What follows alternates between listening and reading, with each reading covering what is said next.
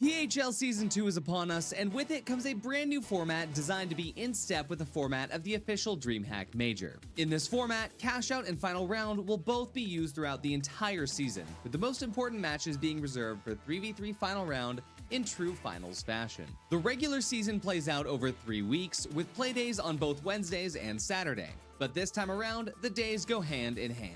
Wednesday playdays will play out like the normal playdays from past seasons, with shuffled groups each week playing 5 cash-out matches and earning points based on placement and kills. But these points will work to sort teams into groups for Saturday. The best 4 teams from Wednesday will be in Group A, the second 4 teams in Group B, with the bottom 4 teams in Group C. This is where the majority of points will be earned. The groups will play a single match of cash-out, then the top 2 play a final round best of 3 for first and second. Bottom 2 playing for third and fourth, the top 2 from Group B play for fifth and sixth, etc. down the line. At the end of league play, the top 8 teams will qualify for their regional championships. Unlike previous seasons, there will be no inter-regional competition. We'll save that for the major. Now let's talk about the championships.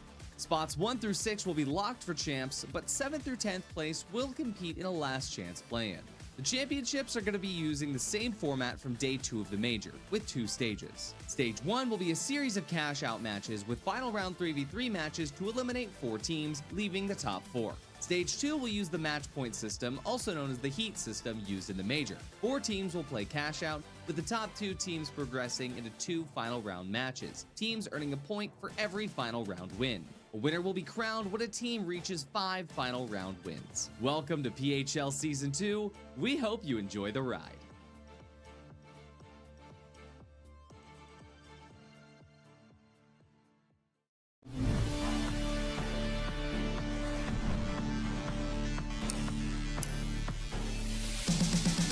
That's 2 from graduating. He's done it. He's finding success in the middle of this furball. Absolute calamity from this. The winch is going to stall it, and he's done it! He's done it! Unbelievable from OG. Carries the team. How has Carnifex gone away with that? He even gets the second.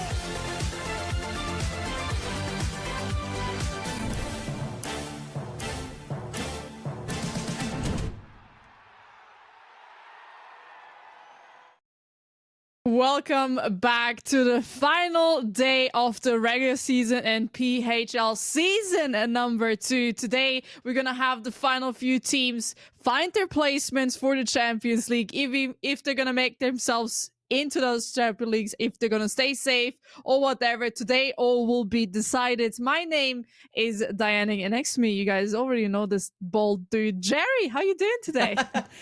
This bold dude. Yeah, I'll take that. I'm doing great, Diana. I hope you are too. It's going to be a wild one today. There's a lot on the line, and I can tell you, just having spent the past hour slaving over the league tables and trying to get a grip of things, it's a lot more interesting than we might have thought, and it's going to get more interesting as we go through the day. So yeah, I can't wait. Exactly, as you said it. So why not just have a quick little look at the standings and see what is the current standings, what are we going into the day, because this is going to be the starting point. We're going to have 3 groups, and Jerry, what do these 3 groups tell you? What are the current standings telling you? So the current standings are interesting because they really don't paint the whole picture. We are going to first of all just explain that the top 6 are the teams that will make it through to qualifying into championships, and those are actually confirmed, but they are not the current top 6 that you see, because Upcoming managed to make it into Group A and they will get a much larger share of the points today. They are actually locked in for that top 6 finish, and are teams that go straight through to championships are already decided. So that makes Group A a bit of a warm-up for us, really. What's really interesting today is how things will pan out in that 7th to 12th position, and the potential for even the likes of Books to drop all the way into 11th, and 11th and 12th are where we're looking and saying that you're not even going to get a chance to qualify to championship. So basically everyone in that bottom half of the table has something to play for today, besides gamblers, and we will get into that in detail. But yeah, so really exciting stuff to kick things off, and we'll get to see Upcoming and see just how much they can punch up today.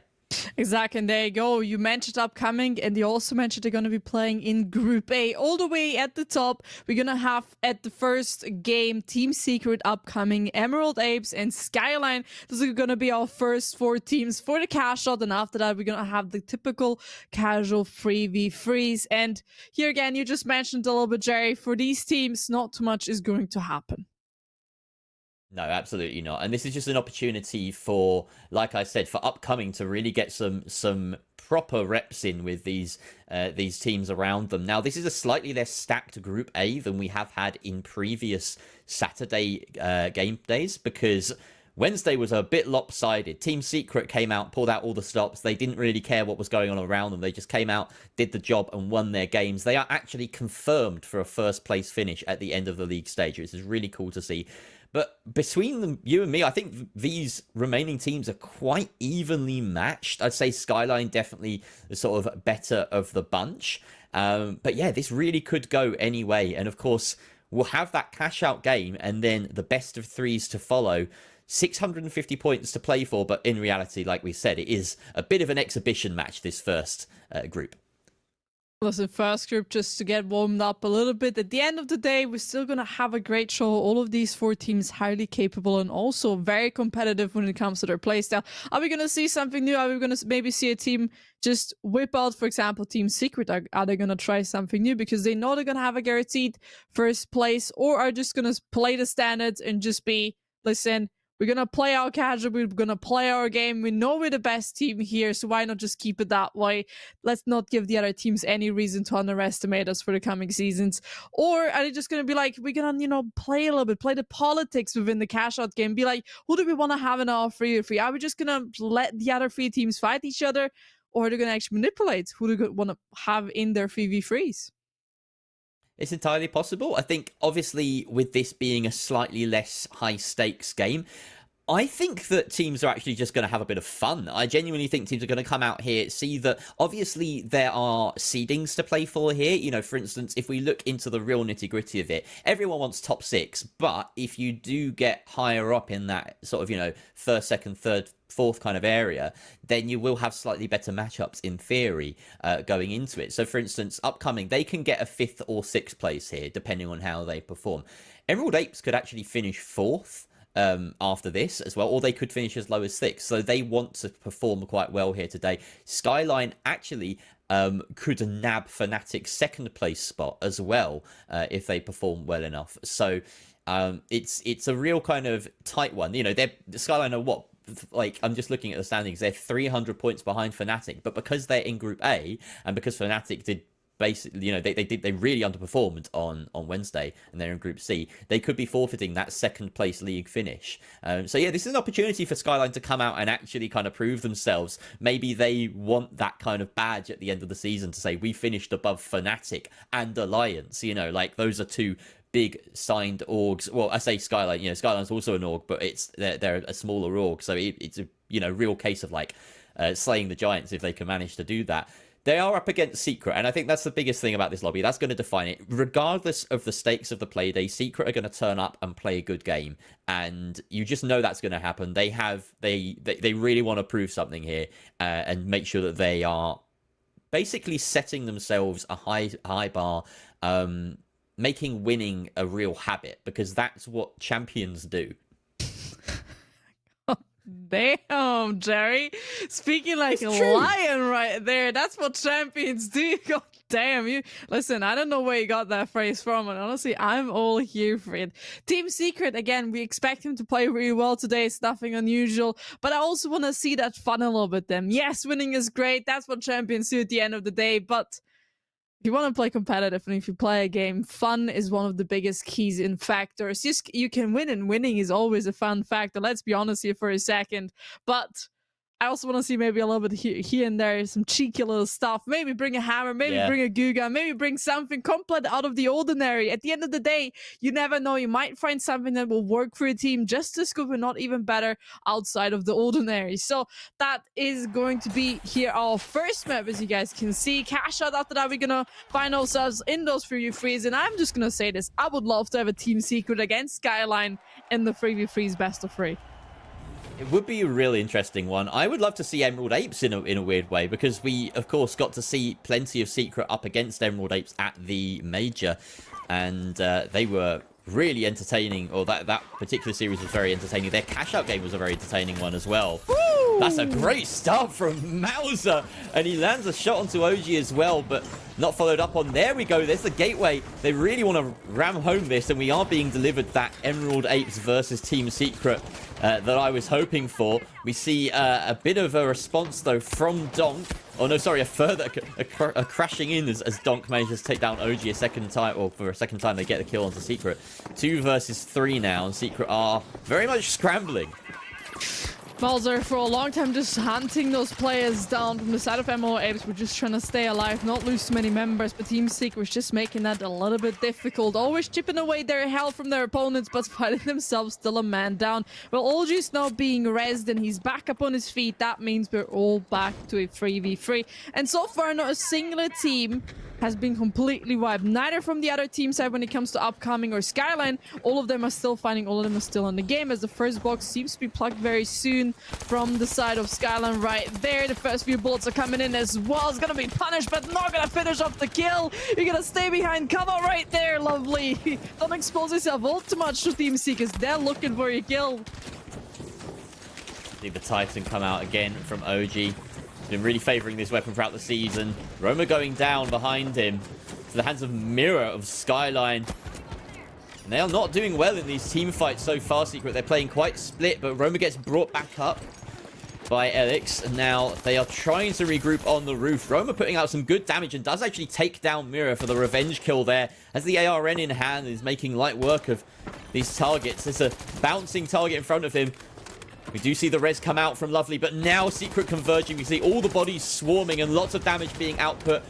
There's that RPG from the heavens as the Goo Heavy of Aimpoint tries to claw something back, but he's going to have to dig himself out of this. Oh, some good damage lent onto OG as he turns his back on the Heavy, and now it's only Roma left in the 1 versus 2 here. Team Secret have let this one slip.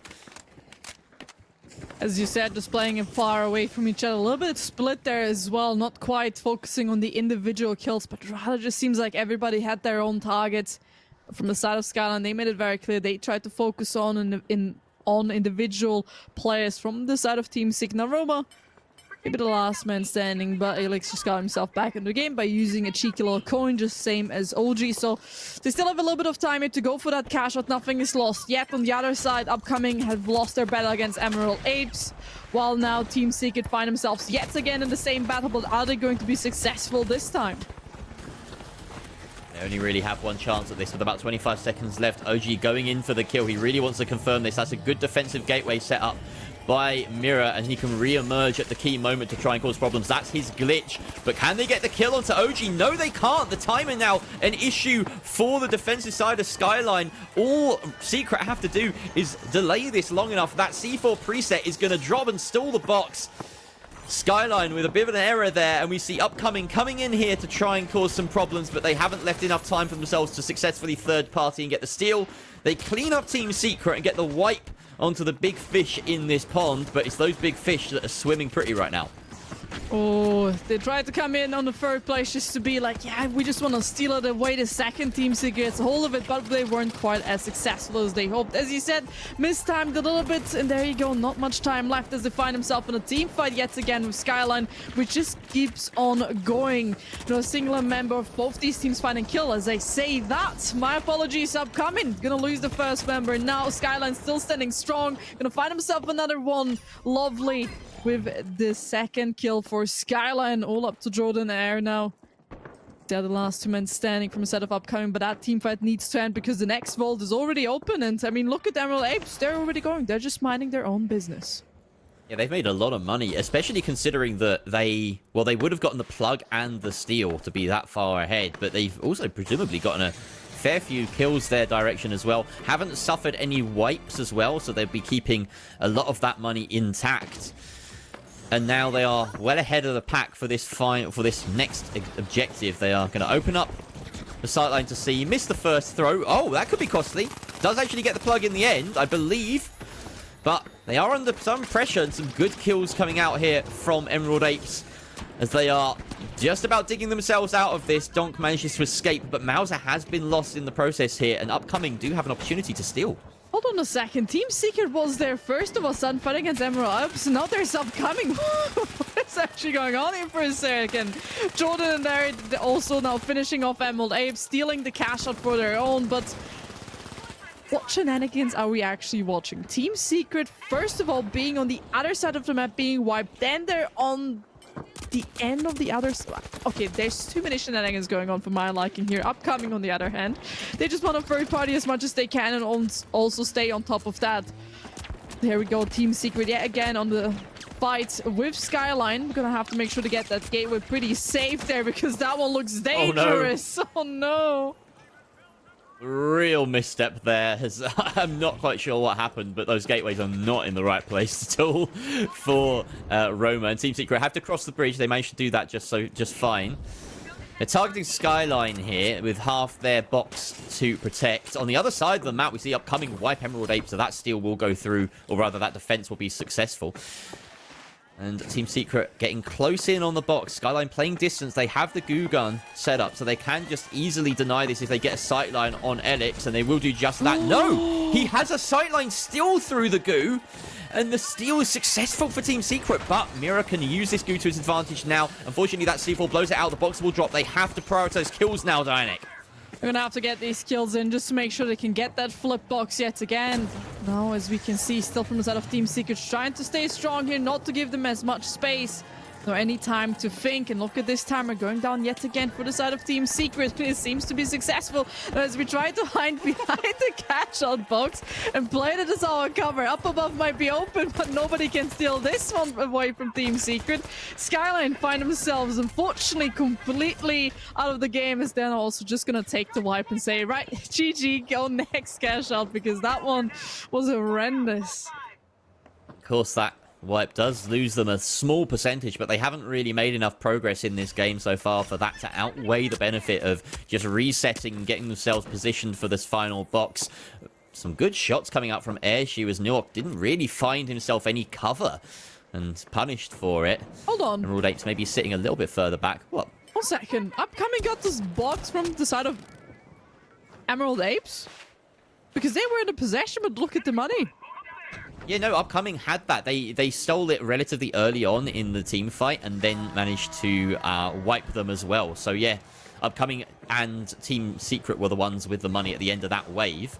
And now Emerald Apes have another box plugged. They've plugged, I think, 3 in a row now during this game, but they have to defend it a bit better than last time here. Mauser opens it up with a kill onto Elix, and they're fending off Team Secret very well as Roma's losing his HP as well. Secret looking like they want to double this. They're going to open up the floor with that C4. It's taking a bit too long. So he does the job, but Newark gets the kill, and now he can grab this box and maybe get the plug if he wants. I think at this position, I really don't know. Everyone's so close that a double doesn't really favor anyone in particular. Jordan's going in for it because, of course, well, I don't know why, to be honest. I think they just want the extra plug money and to be maybe securing second ahead of everyone else. I mean, could be. I mean, the plug money was helpful, but it's not going to help all too much with 1 second. This is going to be flipped. But the time is still sticking for them. But look at this building for a second. What actually happened here? I mean, not a singular room is staying alive, and I see another. Oh, God. Another grenade launcher just being whipped, and oh god, I feel this whole building is gonna collapse before anything happens. There we go, another little hole being opened, and the building is just deconstructing itself at this point. As it stands, Team Secret currently sitting second as well. Not far behind in terms of kills, and that will help things. If they can catch up to Upcoming just by getting kills, then they could put themselves in second place. But of course, that objective is the safer option. We see the winch, though, coming out, taking out Elix. And now OG and Roma, the last ones alive here, if they really want to steal this. At the moment, Emerald Apes looking a little bit worse for wear, though. They managed to get themselves up to 3, but not for long, as that kill from Mira and Aimpoint following up as well puts, as it happens, Upcoming and Skyline in a decent position. Skyline coming in for the steal now. Can they make it happen? No, they can't. Dog Rage with a huge double kill from the M11 to protect his bounty. Team Secret have been wiped, and that pretty much solidifies them in second place. Unless we see a steal now from Skyline, it will be Emerald Apes and Upcoming going through. Upcoming coming in for some kills, but Skyline have been wiped. And that has secured Emerald Apes their first place finish, upcoming in second. Team Secret in third, with Skyline at the back of the pack. It just didn't seem like it was functioning for the side of Team Secret, but also let's be honest for a second. What actually happened there at the end with that building? I mean, we were going for the steal from the side of Skyline, I believe, but it was just that tiny little it of a hole from up above where the side of Emerald Apes had that little vision on that cash out box. The steal could not happen, but it was perfect. The second that cash out happened, the second that steal was going through, the building just decided to give it natural cover to the opponent, but fortunately, there was still a tiny little hole from up above, securing and making sure Emerald Apes get that cash out box secured. But also, let's be honest here for a second, upcoming kind of helping the opponent with that winch at the very, very last. And there we go. How should I say? A solution, or let's say a...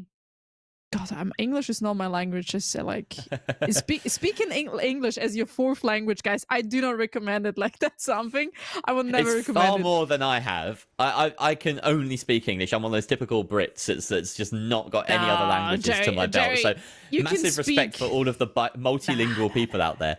Listen, Jerry, I know you speak the language of the music, so you actually have an additional language. Very true. Well, we did come into this game saying, you know, upcoming wanted to prove themselves and make a point here. They come in 8th on the Playday, of course, having really, in realistic terms, secured at least 6th. But it's them and Emerald Apes, the 8th and 5th seeds coming to Playday, that managed to beat out Secret and Skyline. So, yeah, 1st and 3rd positions knocked down into the lower bracket here. And we get to watch a tasty best of 3 between Upcoming and Emerald Apes as well. So, yeah, two very interesting sides. And that was a really weird game of cash out because when it came to that third wave, we had a sort of unusual situation where 3 teams were virtually level pegging for points. So, of course, Emerald Apes did what they had done best during that whole game and plug quickly and early so that they could be in control of that third wave. That was the biggest difference maker for them. Even though we saw Donk go down at one point in that preparation, they managed to get the plug on the final wave of cash outs, and that's what made the difference for them. They controlled it from start to finish there, relying on the third party. Now, the weird thing about that double was usually you see a double at the end because there's a team that wants to get from last to first, or there's a team that wants to make sure that first place is theirs. In that instance, we had a double because both second and third place teams, Secret and Upcoming, were so close in cash tally that the plug money was going to determine more than anything. So that was why we saw OG running to try and get the double. That's why we saw then him getting killed and Upcoming then taking that box and plugging it themselves. And ultimately that plug for the double was what put Upcoming over the edge. Secret were always chasing from that point, trying to find kills, trying to get a steal enabled, but against 9 other people, you're going to really struggle. And that's what happened there. So yeah, it's a rare kind of occasion in cash out where you get that second plug being quite so critical. Usually it comes down to whoever plugs first if the double is on, and then, you know, the double is enabled by the team that is in first or the team that is in last or whatever. But that situation, we saw, you know, no one really wanted to face Team Secret. You could argue that, but Team Secret were also trying to double themselves, so you can't really say that they didn't deserve it. So yeah, really, really interesting cash out, and now we're set up for a very cool best of 3. Especially, like, also that last plug was very interesting because there was no need for that double, right? As you said, there were 3 teams really close on that cash out money. So it could have gone for the split, right? Another team could have gotten it. But because Emerald Apes were the one to plug it first and then go for that second vault and just make sure that it is near, that they're going for that plug to make sure this is not being a split, that there doesn't have to be tiny little bits of money being played around to make sure that everybody can focus their attention on that very last cash out on a singular one and not a split one, which I think made that whole situation even more interesting. But there you go. Also, now we saw all 3 maps that we're going to be seeing in that best of 3, which we're going to be spectating now, of course, as this next coming game. And here we go. The first map, and I'll be honest with you, how do you say it correctly again? What was it? Monaco? I'll just give up with this. Monaco, I believe. No, it's not even close to that. Yes. Yeah. So we now actually, strangely, because Upcoming have performed so well, have a situation where they could finish above Alliance in the standings, which is really cool. And it goes to show just how important those Wednesday playdays can be in terms of making sure that you're in a higher up group. But, of course, it means that that would depend somewhat on how Alliance do later and also on how Upcoming do here. So, Dirani, Jordan, and Airshoe, if you want a time to sort of prove your worth, now is the time to do it. We have Mauser, who seems to be basically the heavy now for Emerald Apes core and proper, has really made a cool resurgence back into the game. You know, so used to seeing this guy run riot on medium back in the day, and now he's just slipped into that BFR like a hand into a well-fitted glove. When both things work, why not go for it? I mean, listen, we all know he's playing it for the gun, and that gun is dangerous. Also, we've seen how much he can actually produce damage with it, so not all too shabby for him to go on that. Having, I think, also the way he plays the game just makes the whole pace of the team a lot more suitable when he's on that heavy, right?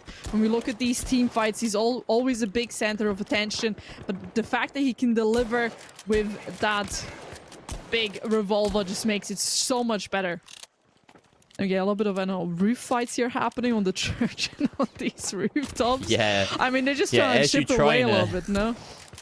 I mean, this is where you see the CBO1 repeater used so often. And Donk on his beloved LH1. This is a great map for it as well. That cash out, not started yet, obviously, because we just have this guarding of the vault. And they're looking to get a wipe before anything can happen. It's a bit of an ego fight, if you ask me. There's so many of Upcoming are spread out, just trying to take cross angles here.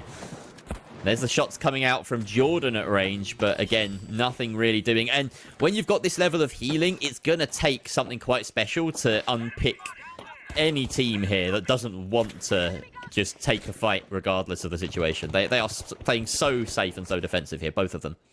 But the fact is they also have the time for it. I mean, look at it. They have 18 minutes just to finish this whole game, and all they need is theoretically to play it perfectly, 2 plugs, 2 cash outs. Of course, if it goes to a third, then it goes to a third, but there's a lot of time, unlike cash out, and this is also the moment where you can take your time. You should play it a little bit slower, communicate with the team better, because you don't want to be the first one to be white, because you're gonna put yourself in a disadvantage knowing that cash out will be started the second the wipe happens. Jordan's still rocking that 93R, and that plug has been successful for Emerald Apes. What's Jordan doing? Maybe they want to get in a little bit closer. He's just kind of waiting for the best opportunity. He's waiting off the contact of his team, and there we have it. That is the contact they were wanting. Dirani finds Donk. And we see Nuok building a nice, safe nest for him to be revived, but it's not as safe as he'd hoped. That winch comes in. It does miss, though, and maybe the back slap can come good. Nuok gets the kill, but Dirani continues that work with the BFR Titan. Airshoe with the CBO1 repeater to close it out. And it's just such a horrific team comp to have to deal with when you've got Jordan playing off the back of this. He's just waiting for someone, for Dirani or Airshoe, to land some big damage, which is exactly what you're going to do with these weapons. You can't do anything else. And then he just follows in with the 93R, and he's the reliable sort of cleanup crew. But he wasn't even really needed in that case. We saw Dirani and Airshoe just do bits. Listen, they went in, they decided to do this whole thing by themselves. Jordan maybe needs to play a little bit closer to his team for the coming team fight. You never know what happens at the end of the day. But here's the thing, in this 3v3, the first team to lose their first member, obviously we know there's going to be that execution happening. The other team is going to completely focus and collapse on the opponent team just because they have a member down from the opponent team, so why shouldn't they? So it's even more so important for both these two teams to play this slow, to play this together, and also to do not overstep their welcome in certain areas or buildings. But that revolver, honestly, just scares me every time we go into these heavies and I see that revolver being whipped. I'm traumatized. Played ranked recently, by the way. Never playing ranked again. Yep. Yeah, I was traumatized. Yeah, I stick to World Tour a lot of the time myself. Dirani comes in there with a great kill, but immediately traded out by Nuok, who can't get his defib, and Airshoe can. That will determine the fight there. Mauser now left in the 1 versus 3, and he can't make it work. Upcoming, really exerting themselves here. They have seen this as an opportunity to make their mark. And they are looking like the best team right now, not just in this best of 3, but in the group as well. Well, they got a victory. Now the first cash out box goes to their favor now. And here again, another well-played team fight. On themselves at second team fight victory, which is definitely going to boost their momentum also a little bit. Momentum is always a key factor in these team fights. One team that has been undefeated when it comes to, then obviously they're going to have a lot of confidence, and that makes a big difference. The second you second guess yourself or you doubt yourself, you find yourself losing these gunfights more and more. Now, the second cash out box is going to be started by the side of Emerald Apes, while upcoming, they're just trying to chip away a little bit of help, and they're going to be successful doing so. There we go. That's exactly it. Jordan on the off angle. God. And you just saw New York not expecting to be in any threat. And again, Mauser left scrambling. Upcoming, this formation that they're using just suits them so well. Look, he's completely oblivious in this situation. You just think, oh yeah, okay, he thinks he's fine. He picks his head up, expecting to have to avoid those BFR Titan shots, and Jordan's just there, off screen. Oh, look at that! Look at that! So brutal. Beautiful gateway, right? The second that kill happens, the gateway was popped. The two teams are pushing in immediately. So he had that gateway already prepped from to the side of his teammates before even the kill happening, and then just the complete chaos starting the second that kill was confirmed. And this is exactly what we're talking about, right? The first kill happens, you know that whole team is gonna be going to execute. So you gotta be careful in these moments. Be more aware of your surroundings. Those rooftops, they are deadly.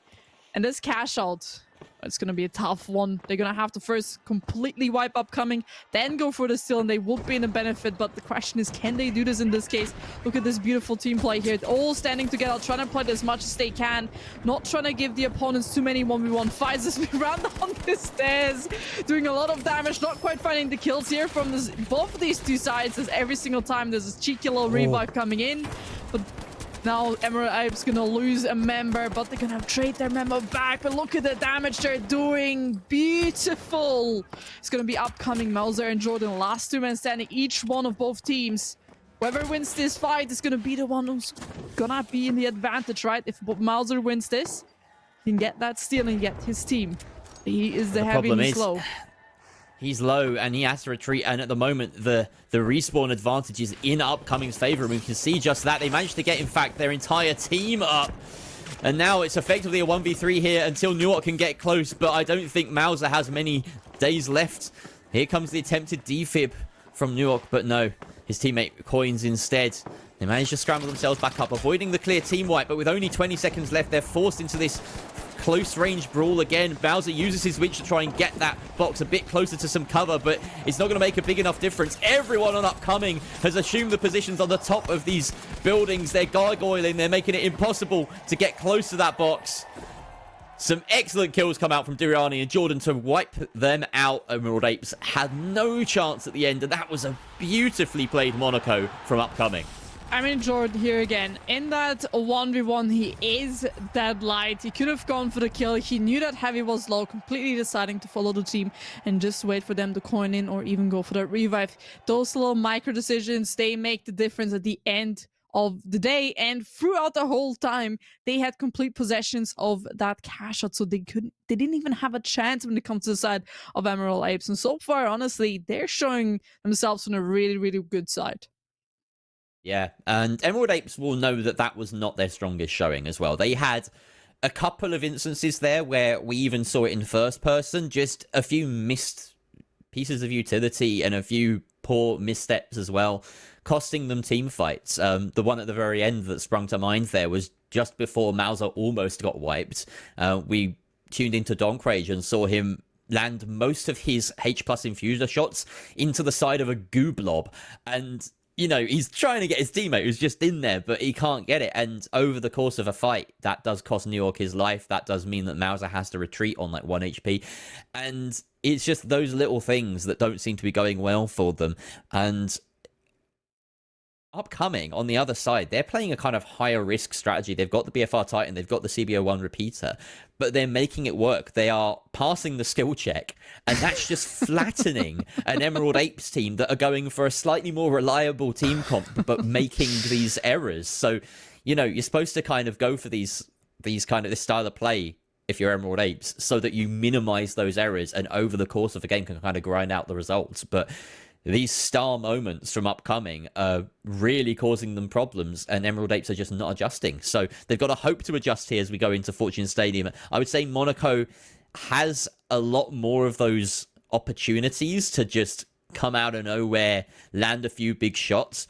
Fortune Stadium, I don't think you can get away with quite so many of the positional plays that upcoming were pulling off in that game. Listen, you never know. At this point, you don't know who has a DMR, you don't know who has that revolver. It's going to be standing on the tip of a rooftop and just looking across that whole map. It is definitely more unlikely for it to happen because it does mean that the team players needs to be very far away from each other, but doesn't mean that it is not completely impossible. But this game is just going to be important for the side of Emerald Apes, that they get themselves this map and move this to the side of one, because it's so far, honestly, if they don't change their small mistakes, just being a little bit more aware of their positioning, but also of their surroundings, could already change the whole game right now. Upcoming getting the preferential spawn at the start of this for the Vault tap, but Emerald Apes have managed to cross into this building relatively safely, and they've actually positioned themselves on that far side to guard against Clinic. Or, sorry, guard against Hospital. Which is quite smart, but they're going to try and come up here and take the fight regardless. We've got a rooftop battle about to ensue. New York has a decent perch here. I don't think Upcoming have thought this through enough. They decide that their positions are not good enough, that they drop away to just grab that box and maybe fight another day. Quite smart from them, but now they're going for that jump, and going all as one unit does mean that they can get across and grab any totem if they do go down, but those shots don't have the lethality attached to them. Mauser, though, switching to the shack here on this map to make a little bit more reliable team impact, and he does exactly that with 3 kills across the team fight. It's such a good weapon, that, and if you're not feeling it with the BFR Titan, sometimes just a slight side grade to something a bit, you know, still got the range, but has a bit more reliability, can really make all the difference. And it made a difference right there. You go, a beautiful free piece for Mauser, winning that team fight, and also it is their first one team fight throughout the whole these 2 maps. So from the looks of it, this is already way better start than what they had the game before, but I don't think Upcoming they're gonna let this one sit all too long.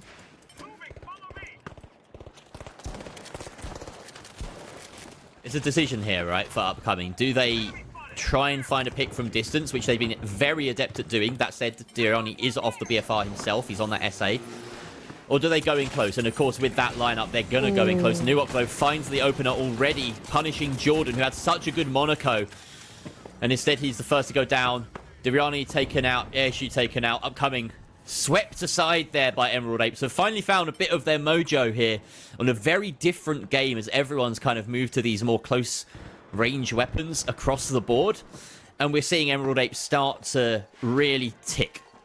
But the one thing that we also just saw in that team fight, I just want to mention it because I don't know if you quite have noticed it. The second that Winch came out, that beautiful block with the goo, I was actually so fascinated. The teammate landed that goo perfectly, so that I believe it was the heavy couldn't be winched in by Mauser. That was a well-placed goo. Definitely didn't definitely didn't change the outcome of that whole team fight, but it is something to be noticed. Because it can, if it works for the coming team fights, it can definitely make a big difference.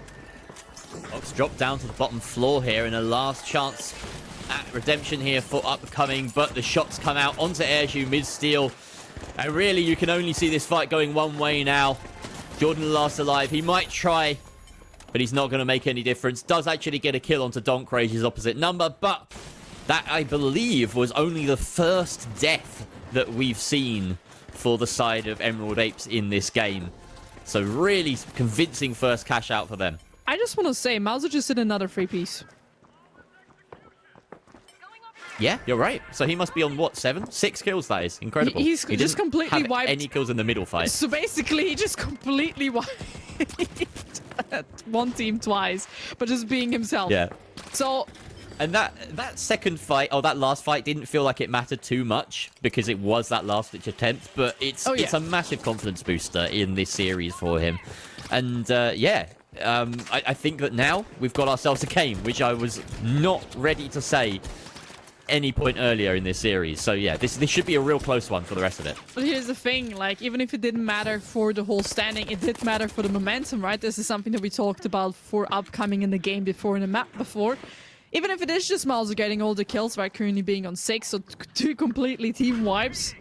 But it still doesn't give a lot of the team confidence, right? And that momentum that they need in order to win this map, to push this to a third one. It is a best of 3, so if they get this, we're going to be seeing the third map, but it does take quite a lot. And as we can see, the second and a third, a fourth team fight is happening, but just the kills are falling for both these two sides. And it's going to be Mauser all alone standing, not going to be able to do all too much because Jordan is going to be the one this time taking the 3 piece. God damn, they're just like changing the card who's taking these 3 pieces.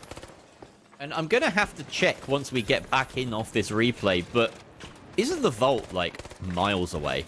I feel like... Oh, yeah. Yeah, they've just gone to pick the vault up. And, of course, that was a fight around the objective C. Weirdly. And now it's being ferried across. Upcoming should be able to get this plug, but Emerald Apes have already spawned back in. So that was... I mean, we call that a vault fight, even though the vault was miles away. Can we call it a vault fight? I would rather call it like a cash out, not active cash out vault fight. No, not right. I'll just give it up. You know what? Like, listen, English, not my first language, guys. Okay. You get 2 more of those today. Oh, that's what I God, say. yes. Yeah. I was just trying to save those cards, man. I haven't been saying it the past few times. Yeah, playing the English is my second language card or fourth language card is acceptable when it's your fourth. I'm in no position to say otherwise, as I've said. Lowly Brit that I am. Here we go. They've managed to drop this box in, and we have some goo being set up that's going to favor Nuok here. This is actually a good position because, of course, if the upcoming do drop in, he's got a really nice spot to fight over them, and he's waiting for that. He's sending Mauser down to try and bait this push. Upcoming are playing very reserved, though. They don't want to give anything away, and I think Emerald Apes now read into that, and they're deciding we have to go up top. We have to take the fight here. Airshoe, though, has been dropped to the bottom floor, and he is an easy target for anyone that manages to chase him down on Emerald Apes. Diriani finding Nuok, though, as Airshoe does get away with his life. Diriani with a toother, and leaving only Mauser. And this defense should be pretty resolute. Mauser managing to find that res onto Nuok, but now Nuok the last one alive. It just feels like they're delaying the inevitable. That defib comes through. Can they fight their way out of this one, Diana? 2 versus 3. It does not seem like S4 right now because look at the timer on that cash. They're just ticking down, so they got to make this one a quick one if they want to be successful and then get this one back. But from the looks of it, it's just a run around the roses for at this point. They're trying to get these kills in and just run after these opponents, but it's not going to be to their favor as they're gonna lose another member. The revive will be there immediately, and let's be honest here for a second, the cash out is already lost and the wipe is there finally. It was only, as you said, just denying the inevitable. It was going to happen no matter the outcome of this team fight. And a rather optimistic coin back in there, I believe, from Donk Rage at the end. Listen, you gotta give the man a little bit points for passion, okay? Points for passion. Yeah, he wants to get in and get the fight, but it does give Upcoming an extra 5 or 6 seconds here to position themselves over the vault, and Emerald Apes have a decent spawn. In fact, so decent that I think Upcoming are remaining away from the vault. They're not going to go for that tap. They're going to hold height. This is a good building to do it from, but everywhere has height on Fortune Stadium if you work it to your advantage.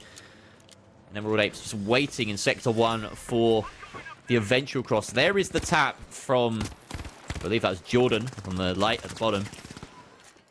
We can get things going now. There is a timer in action, and Emerald Apes have to try and do something because D is right next to Upcoming, so they could get an easy plug here.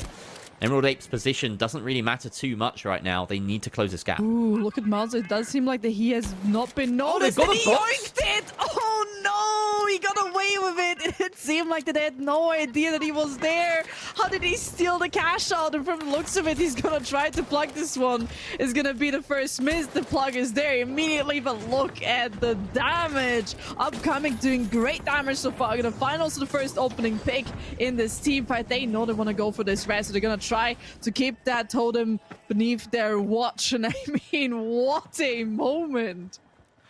Yeah, now can Emerald Apes stick the landing? They've already lost a body, like you say, but they're in a decent position here, and do still have Donk on 2 coins, so he can come back in as many times as he wants realistically. Upcoming do decide now is the time to go. They get this steal going, and I think it's going to be unopposed. Some nice positioning, some good goo, making sure that any pre-placed C4 was dealt with, or at least riding the box down by standing on top of it, so they were prepared for that. Diriani now have a C4 underneath, and Upcoming, off the back of that 1 kill, managed to flip it in their favor. Emerald Apes now trying to hunt them down. Upcoming, as we can see, all bunched up in that one staircase, I believe, in that one corner of the building. Oh, that's a good winch, though. This has opened up the play just a tiny bit, and there's a position above the Emerald Apes can try and go for. A lot of debris to try and manage. Some good shots landed by Newark, and the follow-up from Donkrage is enough to take down Jordan. That leaves them well out of it. And look at this. This should be an easy cleanup. They found their hiding spot. Diriani out of the count. And that's only 30 or 40 seconds left on the cash out. That should be it. Emerald Apes coming in with a huge wipe. And Upcoming just staggering at the final hurdle there. We will go to a 3rd and final map here. Nozomi Citadel is on the cards for this best of 3. At the very end, they find a hiding spot, as you said it. They take them completely out, and it was more than enough time to just get themselves over that finishing line and steal that cash out. And that means a 3rd mapper for us. And honestly, what a better start. A group that, as we said, they already find themselves, every single team is already in that top 6, so they can't really fall out of it nor change too much in their position. They're pretty much safe in it, but I'm loving this so far, and especially the way this has progressed. The fact that from the side of Emerald Apes, they came in, yoinked that vault, by the way, plugged it, and at the end, they managed to just flip it yet again to their favor and finish the whole map and put us to a 3rd one. Yeah, big performance from Mauser at the start of that map, and then followed up by Donk and Newark. That steal and most of the kills from that 2nd vault onwards, all credited to them. So really nicely played by Donk and Newark to secure that. And that was the first time, it feels like, in this series, that final cash out, where we started to see cracks appear in Upcoming's playstyle and Upcoming's gameplay. The first cash out here on Fortune Stadium really did just feel like Emerald Apes switched on. They were winning their fights. They were so consistent. And you couldn't really sort of size Upcoming for the way that they went about those fights over on Sector 6, I believe it was. But then, like you say, they had the vault in the palm of their hands, whether they didn't set up a gateway properly or whether they just took their eyes off the prize for a few too many seconds.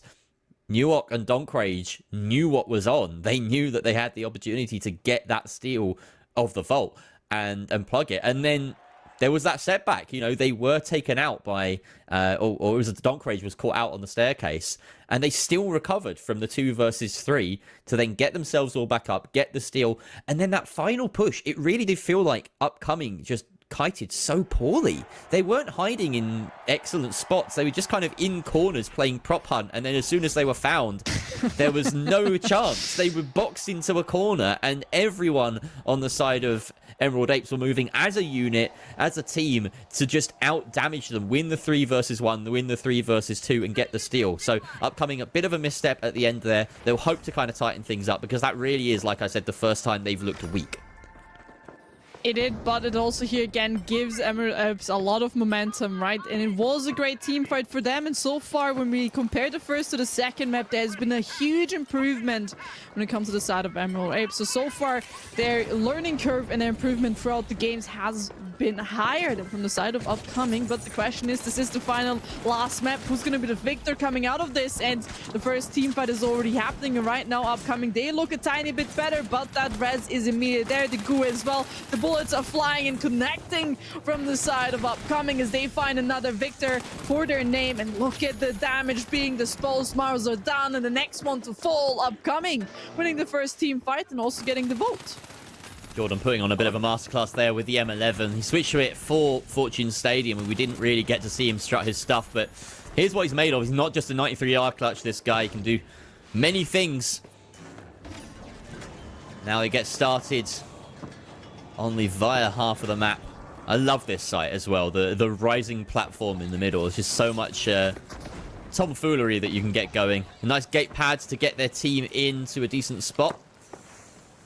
They've got height. Upcoming haven't really had a full set of, minutes or so to set this up defensively. So we'll see how Emerald Apes begin to unpick it. Looks like they're just blowing holes in the roof. That's as good a strat as any. You know what? I respect it. Definitely was a interesting trick, but look at that. Perfectly in the center, in the middle. A lot of visibility.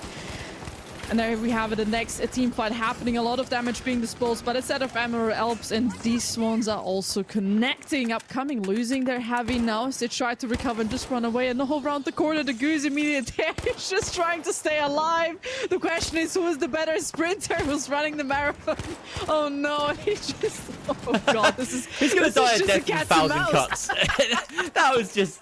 Insert Benny Hill theme here. That was beautiful. And I just felt like Tom and Jerry, man. That was just like complete cats and mouse. It's really funny because in a shotgun meta, Airshoe dies so much sooner than that. But when it's a FAMAS that's chasing you down, you just know that you're never going to hit that regen. You're always going to get tickled in the back. 1 tap, 2 tap, 3 tap. And yeah, Airshoe tried to kite away, tried to waste as much time as possible. Emerald Apes managed to get the steal now in 3 versus 2. Airshoe should be back up. Coins in. And they've got a decent shot at this. Well, I say that. They've got about 20 seconds here. They need to execute this pretty flawlessly. Find the opening, get the steal. There's Goo ready around the point to try and enable it. And I think Airshoe has to stick it now. Has to trust his team. Has it. There's kills in both directions. And in fact, it's only Donkrage left. And he gets the crucial kill on to Airshoe. And there isn't enough time for Jordan to stick this steal back without Donkrage coming back in to stop him and force him off it. Jordan does get the wipe in return, but Emerald Apes, with the first vault in their favor, and for the first time in this series, they are ahead. They are ahead, and this is going to do quite a lot for their team. Donkrage doing a great defensing there at the very, very end, trying to make sure he stays alive, because the second he would have fallen to Jordan a little bit earlier, that cash out would have looked a tiny bit different, but he played that one perfectly. And a second vault already to be popped in. Upcoming find themselves already close to that cash out.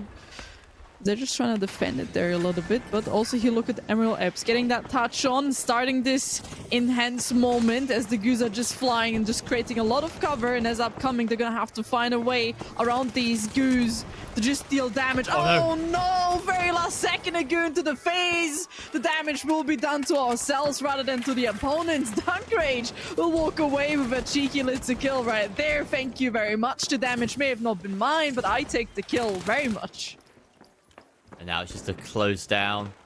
Airshoe does actually find the kill onto Newark there, establishing a 2 versus 2, and Jordan should be able to hit his regen very shortly. So we're back at parity here, and Donkrage trying to land damage, and he finally has Jordan on his back, but that's an incredible response. The reaction times there and the aim to follow up. Emerald Apes now have themselves a little bit more stability for the 3rd time. We see Jordan get melted by Donkrage, who's really turning it up a notch. Newark comes out with 2 big kills there to close it out. Look at this. Some beautiful movement, the dashing and the aim to follow. Oh my god, that's... I mean, we talk about lights that are, one-trick ponies, and Donk has really made a name for himself on the LH1. But, it seems like everyone has just so many strings to their bow. These are some really talented light players on both sides. Listen, it just comes to the point, what do you feel comfortable on, what do you like to play? It's not always the one meta gun that works out for every single player. It's rather more, what is your playstyle and which functions most for them. I mean, Donkrage, he's literally found his gun. And that suits him very well. That's the point. He's got his gun, and then he's fine playing 2 or 3 others as well. He's just skilled at that point.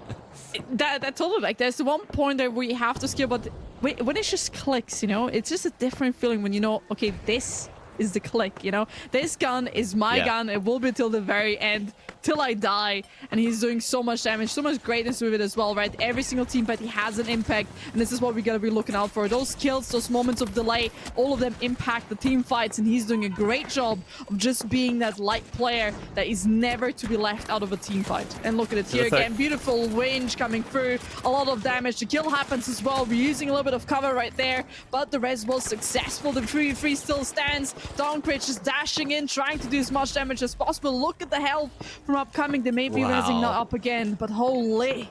Eshu keeping his team in it there with a clutch res, but they still have to attack this point, and it's still a 3 versus 3 with only about 20 seconds left on the series if Emerald Apes can hold it. The steal's being attempted, a bit of a guru roof being made, good dome as well, and I don't think they have the way to cut through this chaos. That steal will be stuck by upcoming. Can they transfer? Donkrage gets a kill on the exit, as does another. Donkrage with a second though, and now it's only Diriani defending in this post-steal situation. He gets a crucial kill onto Donkrage, a pivotal one, and now a 1 versus 2. Can they stick the steal? Opens up the sight line above with the RPG, has the winch, but he gets the wrong target, and that steal will be successful.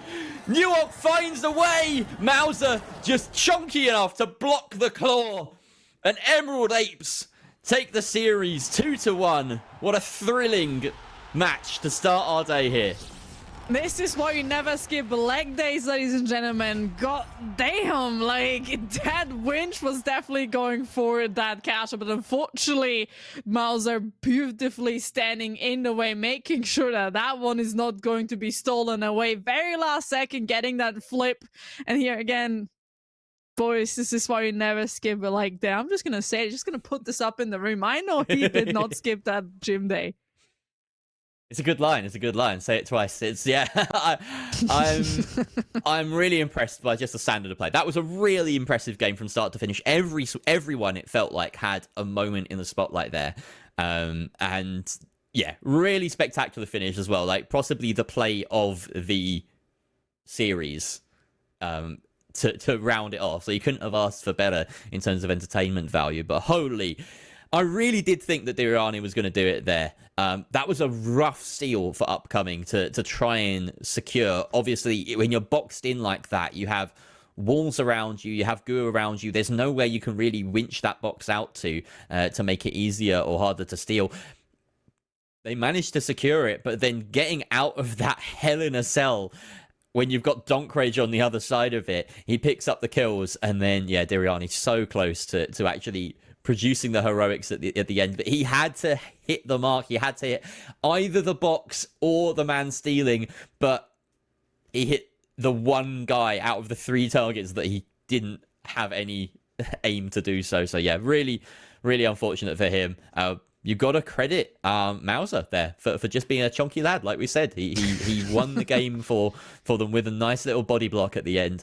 And as we were saying before this started, this group is just a warm-up. This is kind of the exhibition match. It does affect the standings in terms of seedings, but we knew before this group that every single team going in was secured top 6.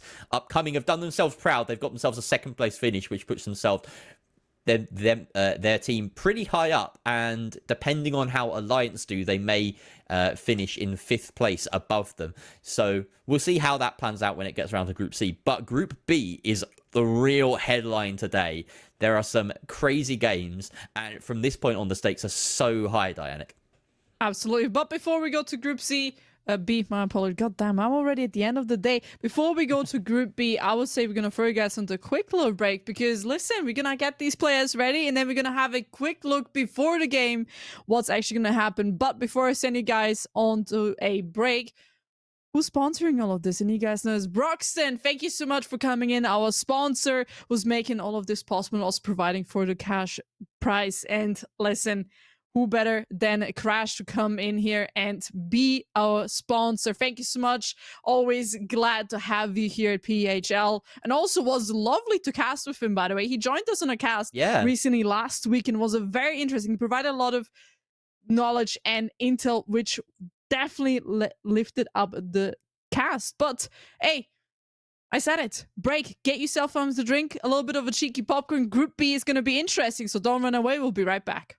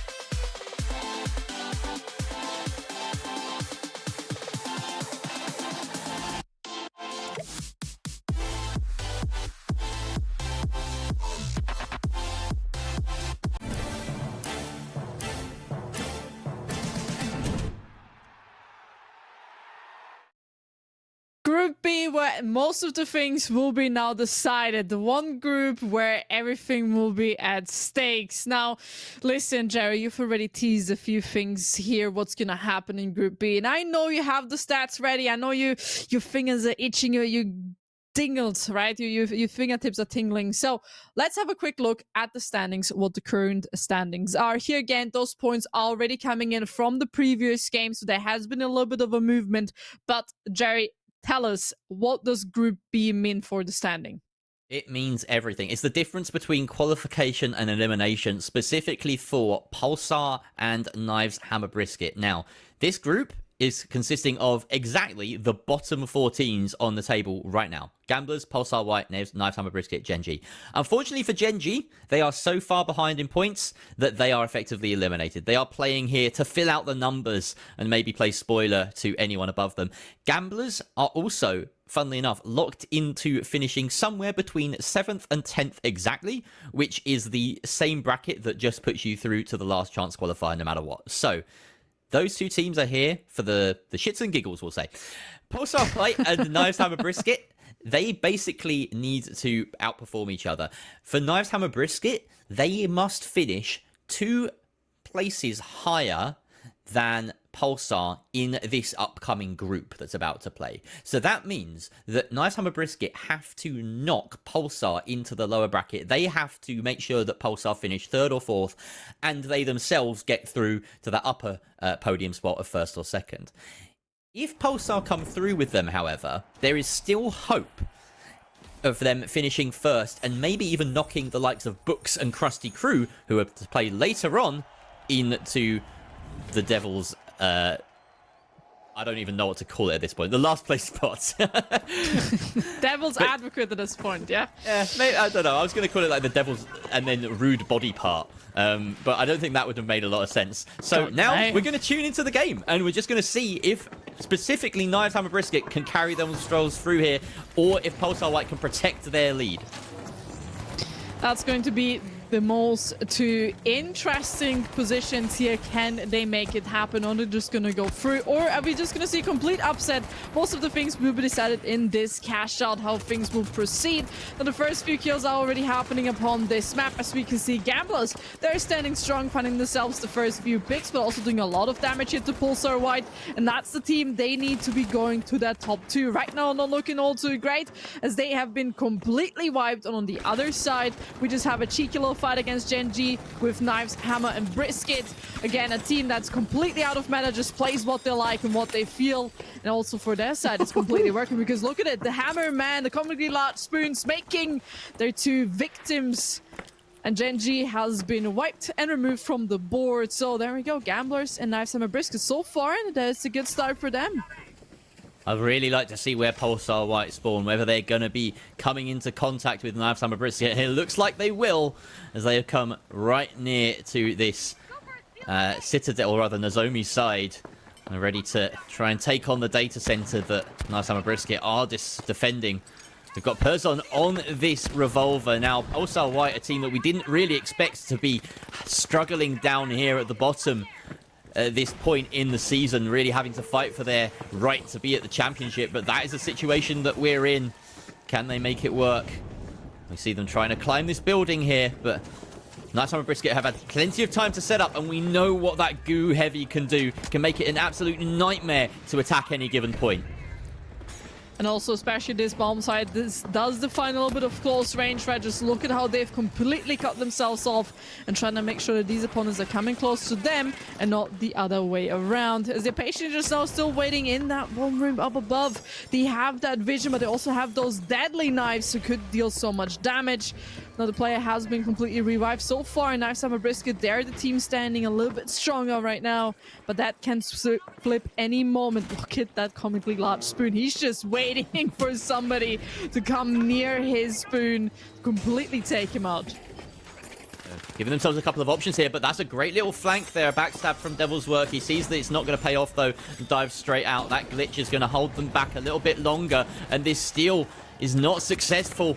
Nice time with Brisket trying to close that gap now, make sure that they keep this box in their ownership. That's a great winch coming out from Perzone, and he nabs a kill on the end of it. Brisket taken out. That's the medium, no defibs. Kikawani, though, finds the trade. Devil's Work takes out Kikawani, and it's only Average Man, the Goo Heavy, left defending his box with about 20 seconds left. He has a C4 preset. He has the RPG. Sends out that glitch, and that's a huge one. It could disable anything. Will he get the drop? Yes, he does, and that denies the steal. The Goo stall now in effect. Can Average Man do it? He lands on yet another Goo on the Stealer, and even more hits. He's doing this. It's a one-man show. The comically large spoon has come good. An Average Man takes Pulsar White down a peg or two, gets ahead of the game.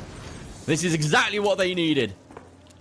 They needed that, and here's also the second wipe coming through. Pulsar White not doing all too great. Comically large spoon had everything he needed in that momentum. He had the spoon, he had that goo gun, and all that did it. They've secured themselves that beautiful cash out on top. They have not received a wipe, so it means they keep complete money in their hands. Now, Gamblers, they're still having a fight against Gen.G on the other side of the map, which so far right now they're looking to be standing a tiny bit stronger than Gen.G. They may have gotten themselves another member up. They're trying to push here together, but there's so many angles being watched that they're gonna lose yet again another member. And from the side of Gen.G, they're just struggling to at least find one pick here. And look at this, the one may have been secured, but Paco Lam find themselves in a 1v3 scenario. Will find himself a second or 1v1 against Bola. Yeah, in this fight, I mean, thankfully for Pulsar White and Nighttime Brisket, they're finding themselves in a situation where Gamblers and Gen.G are almost respectfully just taking the 3v3 against each other. That's a rather strange spawn, though, coming out for Pulsar White, meaning that they are able to get this plug on an objective which is only being guarded by a couple of players from those other two sides. But they may have invited themselves here to be third-partied a little bit, as they are ahead of the pace. No, in fact, they are not. On the other side, we see Nighttime Brisket having already plugged, but there are a lot of bodies around them. Gen.G look like they're making the cross to the other side of the map, and we're going to have an interesting split here where Nighttime Brisket and Pulsar White are not standing off against each other, but instead fighting the others. We're going to have some slightly different matchups for this second wave of cash outs. It can still all change. The second there is a wipe happening, that team may spawn on the other side, but look at this, Gen.G just minding their own business, going to the other side of that cash out. It is going to be Gamblers and Pulsar White on cash out D. It is in the possession of Pulsar White, and again, they gotta keep this under their control. It's Knife Hammer and Brisket and themselves who are fighting for that spot, as already Jerry mentioned quite early on. But look how patient they are. They're just trying to wait for the right moment, figure out where these players are, and then just take them out immediately. This is a must-win for Pulsar White, considering they are behind, so they have to fend off this attack from Gamblers, who are going in with the C4 destruction to make sure that that's dropped as low as possible. They don't want any more stall. Summer Brisket on the other side seem to be struggling a little bit as they're losing bodies. We will keep an eye on that in the top left. Stay here as Pulsar, they are the ones chasing the game here. They are patient. We haven't seen a sight of them, nor have the Gamblers. Pulsar playing so perfectly here, waiting for their opportunity to strike. But Gamblers, they do love a last-minute steal, and they have it in their back pocket. There's the kills, in fact, going in favor of Gamblers, leaving only Devil's Work now to defend his box. He does find Folin, that's crucial, gives him a bit of breathing room, gets that gateway to escape, has to find one of his teammates' bodies to get the res. We have to see Gamblers in that 1 versus 2 now, as Pulsar have coined back in. Bola waiting to try and see if he can get his teammates up. And I think Devil's Work might just have done enough, as Pulsar have coined all back in right now. He has to be the front of this defense, though. Great shots coming out. Denies the steal. There's the winch coming in from Perzone, and that should be enough to secure themselves this second cash out. But in the meantime, Nighttime Brisket have kept themselves in first place with a stout defense against Gen.G, and they hold all the cards here. Yet still to be wiped. Nighttime Brisket have not once been wiped yet, and that's going to be really powerful for them. Here again, they want to make sure there's at least two spots in between them and Pulsar White. It's not looking all too great right now, but this is going to be the last final wave. This could be the difference maker, just depending how they play this. The second this is going to be a double, they're going to be in a safe place, but do they really want to do that, or are they going to try to manipulate the game here a little bit? And as we can see, Gen.G now trying to get themselves into that team fight yet again, and just walking past the whole team for Knifesam and Brisket. They just left them in the other building. Well, Kiko's managed to get that plug, but he's left his team behind here, and Gen.G can get all three of their bodies stacked on this point. This is a great steal opportunity for Gen.G. I think the call from KHB here is to let it go through and attack them once they've regrouped. So this is a little bit dicey for them. On the other side, that vault's still yet to be plugged, but Devil's Work getting a few kills mean that it's likely that's going to go in the hands of Pulsar. Now here, we see Knives Hammer Brisket realizing that perhaps this is more important to make sure that they face directly off against Pulsar White. They're leaving that box that they plugged earlier and are positioning themselves potentially to try and third party on B while Pulsar are defending. Because they need to make sure the second Gen.G get that cash out, they're going to position themselves on second, and then they have it what they need. But look at here, the team fights are already happening from the side of Gen.G. They've also now shifted their attention to the other cash out box just to create a little bit of disturbance to make sure that this is not going to be as easy for these two teams. They're not going to steal the other cash out box, but they still have their own. What is actually going on here? But look at these teams. Gamblers are completely off this whole team fight. They're not even near this. Knives Hammer Brisket is somewhere around the mist. Pulsar White, they're also just nowhere to be seen, while Gen.G have both cash shots beneath their control. But this is crazy because Knives Hammer Brisket, they don't want Pulsar to own any of these objectives by the end of it, but they don't know where Pulsar are headed. They just need to follow them round and try prevent a steal wherever it might happen. They're looking around here, but they're not finding them. Pulsar are on the other side. Pulsar are probably going to try and steal that other box right now, but they don't have very long as that one is further behind the pace. They're both being stolen here. We need to head over to Cash Out A and see if this box is being stolen successfully. Devil's Work trying to get it going. Gamblers coming in, and that is a successful steal for Pulsar, putting themselves in first. But here's the attempted steal back from Gamblers. Can they prevent it? The goose stall is successful, and that is Pulsar White securing themselves a first place finish potentially. And now, Gen.G going through here with the third place means that Pulsar White and Knives Hammer Brisket have set themselves up for a best of three. That is huge for Pulsar. But Knives Hammer Brisket, it's not over for them yet. They just need to win this series and then hope that Books or Krusty Crew come last later down the line. What were we actually seeing here for a second? Gen.G possessing both of the cash outs. They just started one cash out, right? They were like, listen, we're going to start this one right over here. But honestly, I feel like the other one it's just better, you know? And all of a sudden they were like, nah, we want to have this one as well. It's like an only child wanting to have everything. That's what it felt like watching this game from the side of Gen.G. They tried to have both, unfortunately did not quite work out. They couldn't get themselves onto that second or third place. I mean, at the end of the day, it doesn't really matter where they stand. They can't get past last place. That's where they're going to be dead set. So maybe that's how they kind of controlled a little bit the game, just to make a few things more cheeky, more deciding, more close than what they should have been. From Knives Hammer and Brisket, we saw them try to pull it, but unfortunately it did not quite work out in their favor. They needed to stop Pulsar, but they chose a 50-50 on the other wrong end, and that caused them to completely lose and find themselves now in second place in that 3v3. That's absolutely mad. Now, I'm gonna perhaps throw my producer a curveball and ask for the standings to be thrown up at some point soon, just so that we can talk through people. Because this is the scenario that's the most complicated. And we went into this game thinking, oh yeah, okay, if Pulsar get knocked down, then this is going to be easy to deal with. But these are not the current standings, if I'm not mistaken. And this is how it looked before the Playday began. Look at that, just less than 100 points separating Knives Hammer Brisket and Pulsar White. And what that means is, ideally going into the Playday, Knives Hammer Brisket finish 2 positions above Pulsar White. They get that 100 points difference between themselves and Pulsar White, and they climb into 10th. Now, Knives Hammer Brisket aren't going to climb into 10th immediately as a result of this.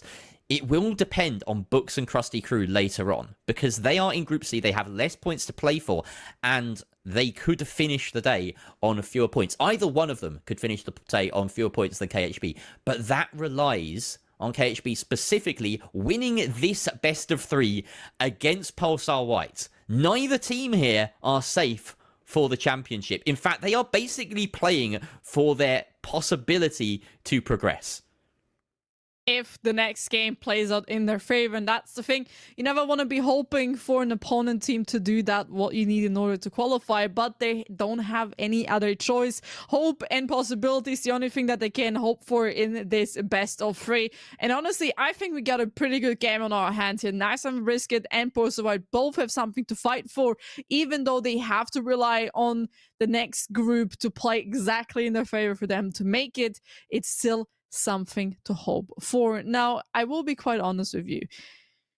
I've already said that Knife Hammer and Brisket is the most creative team in whole of PHL, and I'm gonna stand by that fact. I'm not gonna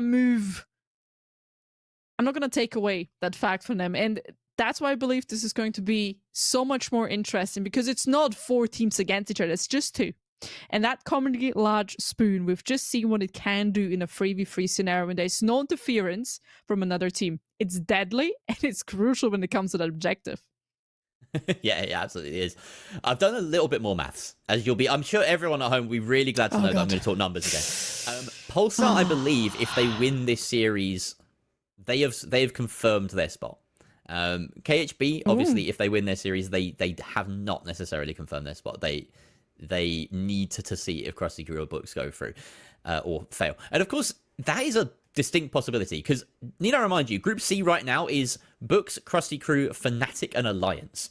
So there's every possibility that we go into that group and Books and Krusty Crew are in the bottom 2 and they, like, one of them is going to lose, so Pulsar go through. So it's a really, really crazy situation that we're in when it comes to the points and the stakes of that final group. But basically, right now, it is in the hands of the teams that are in lobby, and that's the most important thing. Whoever wins this is going to, well, if Pulsar win this, they are going to make it to champs. If KHB win this, then there is a chance that they make it to champs. So it's really just one of those situations where you couldn't have asked for better in a format like this. Sometimes the points are all decided, and by the time you get to the final Playday, it's all dead rubbers. But here we have an entertaining game that really means something, and it is do or die. So I cannot wait. I cannot wait to start this. And not only that, but let's just talk about the players for a second. Pulsar, one of the big teams in EU, one of the big 3 for the longest time, and they've been really struggling this season to kind of maintain that status. But a telco just being the backbone of this team,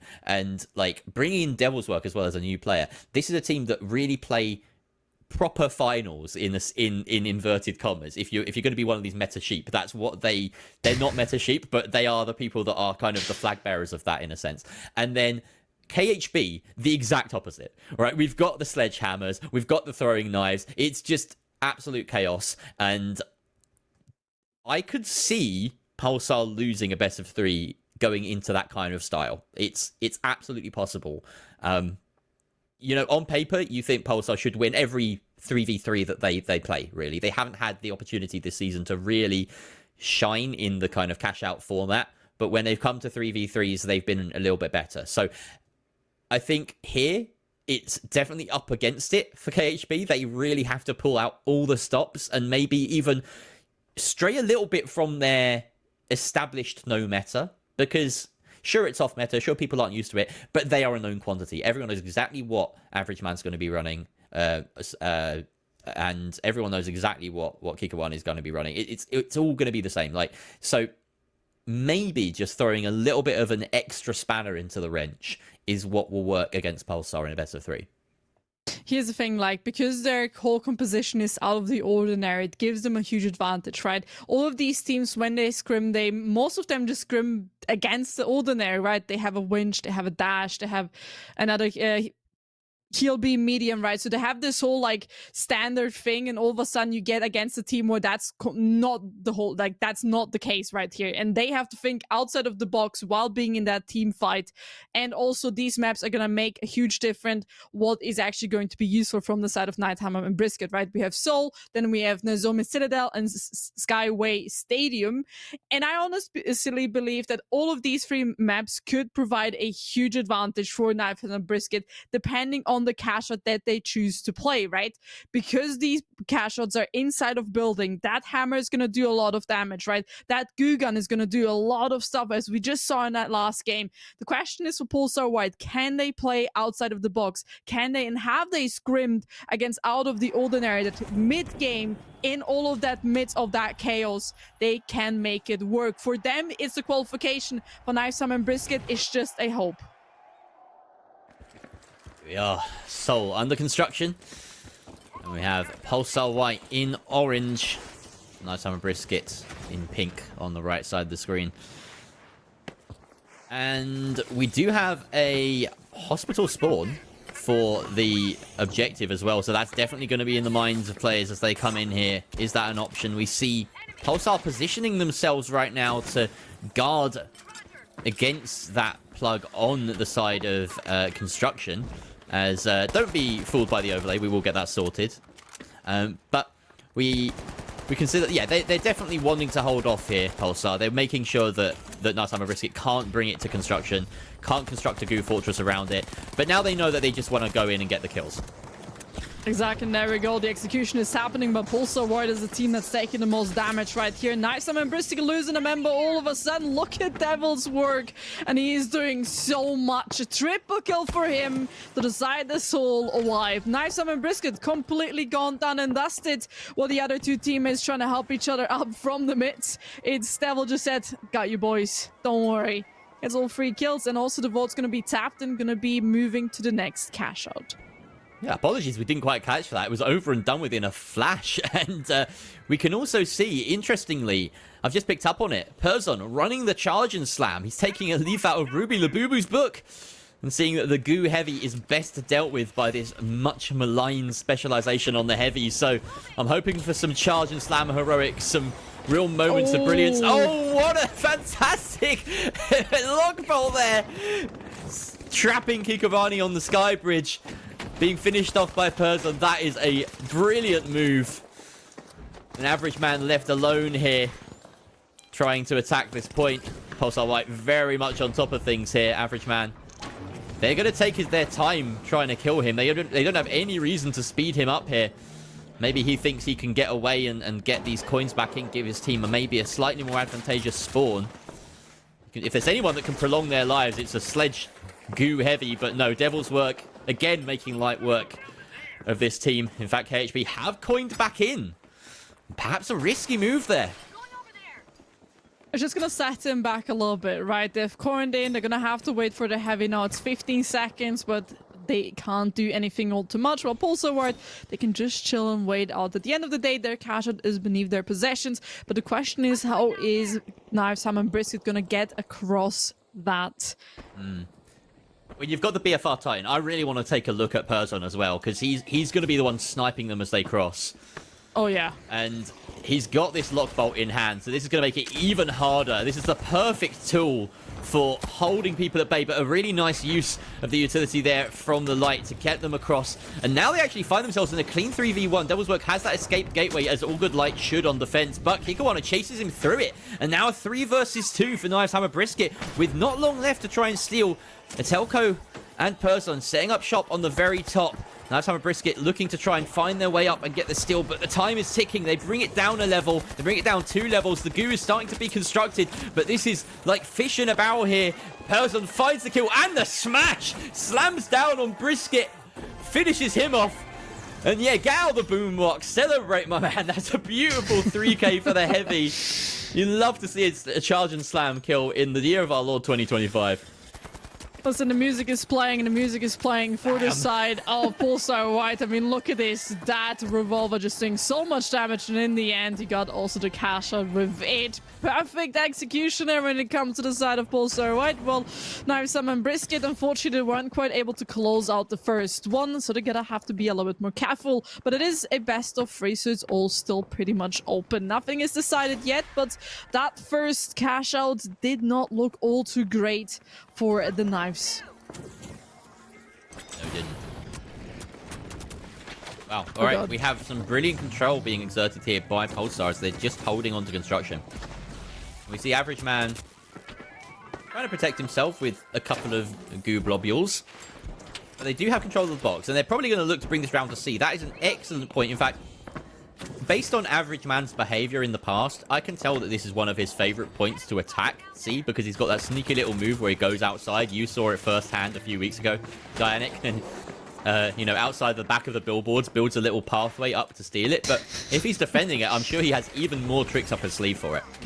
The only issue is that they are a little bit slow in that rotation now. Pulsar White, they have a lot of control around them established. That's going to be a little bit of an issue because they don't have that distance, but this building requires guns which have that distance. Now, the comically large spoon's going to find his first victim. It's going to be Devil's Work. The light's gone done and dusted. And also this opens up a tiny little path for them to just move to that vault, as they have it in their control, but they're just not moving away, right? That light needs to get that gateway under his control to just move out of the building. But unfortunately, they're all still waiting there. As now Pulsar are just going to wait for that coin to happen and just going to regroup, but they're going to decide to go to the middle towards C. Oh, another great lock bolt, and luckily, Average Man managing to duck out of that third shot's way. He's being healed up by his teammate, by Brisket, on that heal beam. Pulsar now at full strength on this defense yet again. Herzon trying to leverage the BFR Titan, but I think Knives Hammer Brisket should be in a position to get the plug here if they so choose. They might prefer to try and get the kills before that, though. The crane brought down by the BFR Titan. And there's a lot of scrambling here. We see Perzon finally, again, getting to close range, make that charge, do its job. Devil's Work finding the follow-up as well. Let's have another look at that one. Oh, damn, I mean, just look at how much damage he's creating. Then all of a sudden, the whole crane just falling down. And all of a sudden, it's Perzon yet again dropping down and going in with that dash. He got out of the goo with that. It's crazy. And at the end, just, you know, just sneaking up, just be like, yeah, this is going to be my kill. Thank you very much. And I also got the plug with that, and that's looking pretty good for Pulsar White. As you said, when they get this victory pretty smoothly, they're going to be succeeding and getting themselves 100% guaranteed towards that championship. For Knives Hammer Brisket, it's just a tiny little hope that they can hope for. It's great when a plan comes together. I think Oscar said it best at the closed qualifiers. Charge and Slam is the only break free from a crowd control button in the game. And when you're being gooed up like that, you need something to just get you out of a really horrible situation. What is that? That lock bolt not right working because the goo comes out from a telco to block it. So a bit of a misstep coming out from Pulsar on their defense here, but they've opened up a nice sight line down to the point, and Kikawani caught out, beamed by a telco. He's been loving this AKM lately this season. He's making it work. Gets another one person credited with the final shots there. Average Man retreating, but he only has 30 seconds to work with. He doesn't have time. He's found a place to choose. He's decided to die on his own terms. He's going to skirt around the skyscraper on his goo blobs. And he finally finds the bottom of that skybox. That is it. Pulsar White cleanly taking Seoul, their map pick in this best of 3. And we can see why. They controlled that from start to finish. But also, let's be honest here for a second. From the side of Knives Hammer Brisket, to choose that middle spot, not quite favoring their utility. You would rather expect them to go inside of the building, to go towards that C cash out. But unfortunately, going towards that middle just did them not any favor, right? They didn't have anything for the long range. I mean, they have the knives, yes, there's always one thing that can work, but the hammer doesn't quite work with it. The goo gun doesn't quite work with it. You want to be that close range. You want to have these corners where you can utilize those knives and that hammer so well. One player isn't enough to keep that whole middle part. Unfortunately, here again, they were trapped and weren't able to move out of the position where they had that vault under their control. And at a point, they needed that gateway, which didn't quite arrive from their light player. So on that point, I just feel like they kind of sabotaged themselves with that last cash out. Yeah, and you have to say, we've been looking at the past month or so to see whether Goo Gun has its place in the meta. And certainly within cash out, it's had such an impact, and so many heavies that are you know, a lot of them having been Goo mains for a long time, but they're finally coming out of the woodwork and pushing towards the upper echelons of competitive viability with this weapon or with this specialization. And we're starting to see the shortcomings of it in a 3 versus 3. We went into this game saying, will the no meta team, will Knives Hammer Brisket come out and throw even more spanners in the way of the meta? But it's actually Pulsar that have come and decided, you know what, we are not meta sheep. We're going to adapt to deal with your specific brand of tomfoolery. And they've done that so well. They've come out with the Charge and Slam. It's tried and tested at this point as a counter to Goo. Everything else around it was virtually the same. The Lockbolt, though, as well, for this map specifically, being so useful, pinning down people in these open areas, preventing the Sledgehammer from closing the distance, preventing the Light from dashing across and providing those gateways into hospital. It made a massive difference. So you've got to give credit to Person for being able to mix things up, have, you know, the ability to play these different specializations, these different gadgets to suit his team and for what they need. It just meant that they dominated. You would not have seen that type of gameplay if he was running Winch, if he was running RPG. That switch to Charge and Slam and Lockbolt virtually won them the game. And if it didn't, it put them over the edge. Here again, also like just a little bit of self-sabotage from Knives Hammer and Brisket, just also editing to that, right? But Person here, as you said, the fact that he can adapt, that he is flexible on those gadgets, just brings so much value to that team, which is going to help them in the long run quite a lot. Now, looking for this map, this is the map where we saw Knives Hammer and Brisket just create another path where there was no, I believe it was it Sol. I don't quite remember anymore, but it doesn't matter. Knives Hammer Brisket, they created a path outside of the map with that Goo gun, and this is a map where this can work really, really well. The factor stands here again. Knives Hammer Brisket, they need those indoor fights. They need the fights inside of a building and the cash outs to happen with their favor, because if it doesn't, it's going to be Pulsar wide walking away with the victory and then being secured in that championship. Well, Knives Hammer Brisket going to have to say goodbye to their chance. We're seeing the same lineups on both sides, so no adjustment really from Knives Hammer Brisket, at least not on the face of it. We'll get to see what their loadouts consist of over the course of this. Devil's Work getting in close there and losing a lot of damage, a lot of HP. In fact, everyone on Pulsar White has taken a little bit of a bruise in these early moments. Knives Hammer Brisket's not going to go down without a fight for certain, but they have not tapped the vault just yet. Perhaps waiting for some kills to come their way first. Ooh, beautiful shot right there yet again from Person, just landing a little bit of damage. Not gonna do all too much because there is that heal, but Kiko, on the other hand, is gonna find himself a cheeky little kill there on Devil's Work with those beautiful knives. He just takes out one person. The question is, where did Devil actually lose his health? From the looks of it, Pulsar White are not going to be able to retreat his body and just to res him quickly. So they're going to have to wait for that corner. It's going to be in 10 seconds as they're going to be retreated back. Look at it, in the middle of the room. They were never going to get that one back. And that's going to be a very quick gateway and a very quick cash box. There we go. The delivery is nice and rapid there. Average Man going to plug that pretty easily. He slams over that box just to make it a little bit easier, prevent any cover as anyone comes in to try and steal, setting up that Goo wall around it. Of course, there's no winch in play, so a single charge will be able to clear that, but you do always have to worry that maybe there's some mines in there. Maybe it would be a little bit brave to go in there and clear it just by yourself. The C4 does the job at range instead, with Person making light work of it. There is a C4 on there. That shot doesn't clear it. Second one does.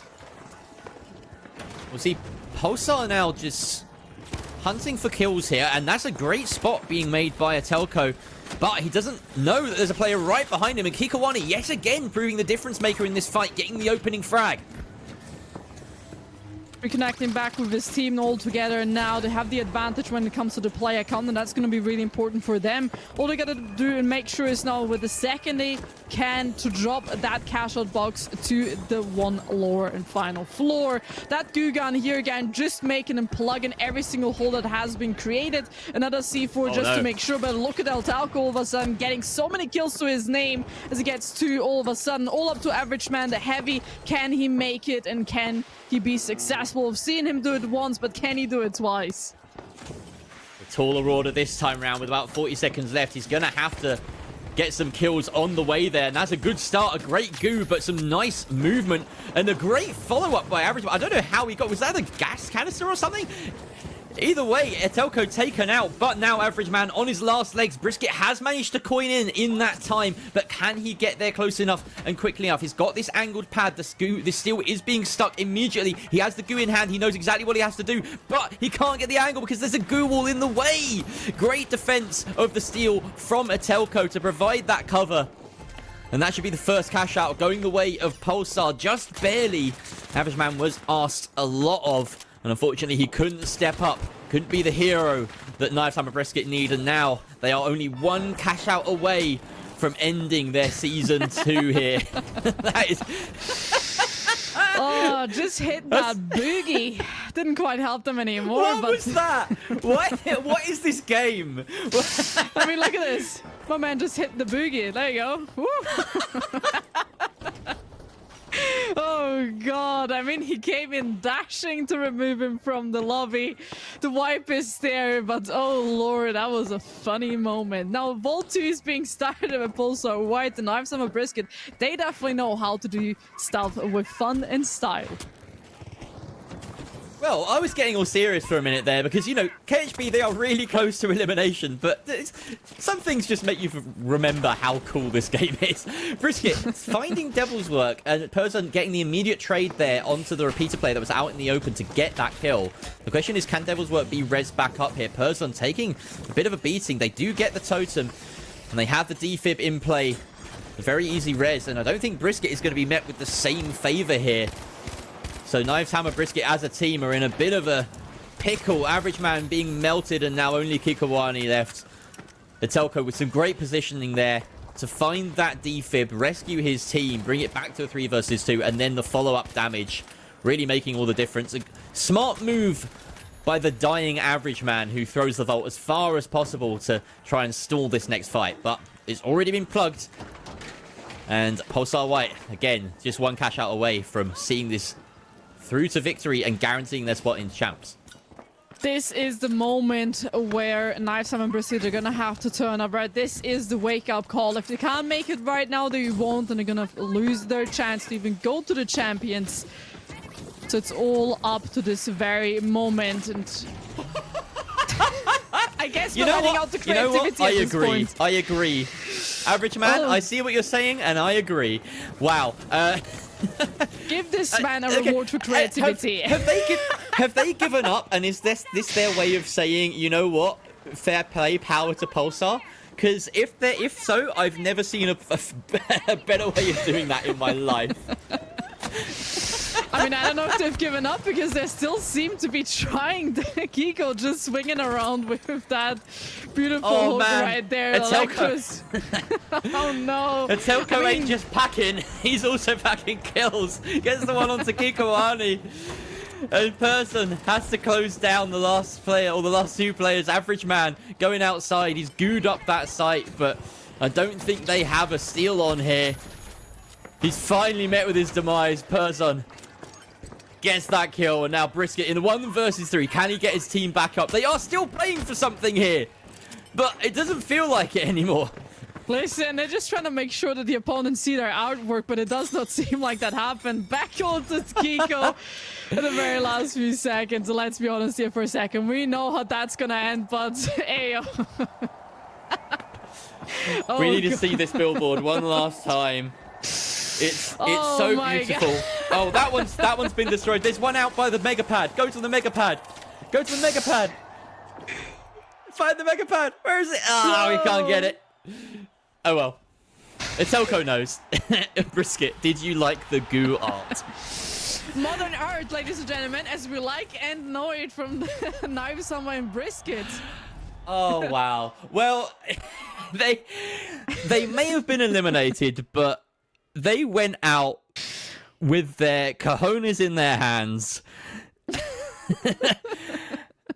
That was something else. Oh man, I think that just goes to show the love that the scene has for Etelko. It was at that point it was almost a done deal. I'm very surprised to see at that point, that is basically Nighthammer Brisket offering themselves up. It's a strange moment in the league to see that happen. But it does mean that Pulsar White are confirming themselves for the championship. And now there is still the possibility in Group C that we see some drama based on those final standings, because I believe... no, in fact, no. That's basically everything wrapped up. We will go through the points when we come back from the break, but because of the result of that, Krusty Crew and Books are actually confirmed to be in the championships. They are going to be finishing somewhere between 7th and 10th because KHB can no longer overtake them. So that is the points wrapped up for Group B, and the sort of stakes wrapped up for the day. But there's still some interesting drama when it comes to that final group, because of course you've got Fnatic Alliance, Books, and Krusty Crew all playing with very different mindsets going into this. I still just, that game was just so funny, man. That game was so funny. So, I mean, here we have it. So everybody watching from Nighthammer and Brisket, you have officially ended Jerry. This man is not to be revived for this group anymore. He has lost it. I mean, Modern Art as its finest, as we like to see it. And ladies and gentlemen, we still have a Group C where there's going to be a lot of drama, a lot of team fights, and so many more. I would say you guys get yourself a little bit of a popcorn, something to drink. We'll be right back with Group number C.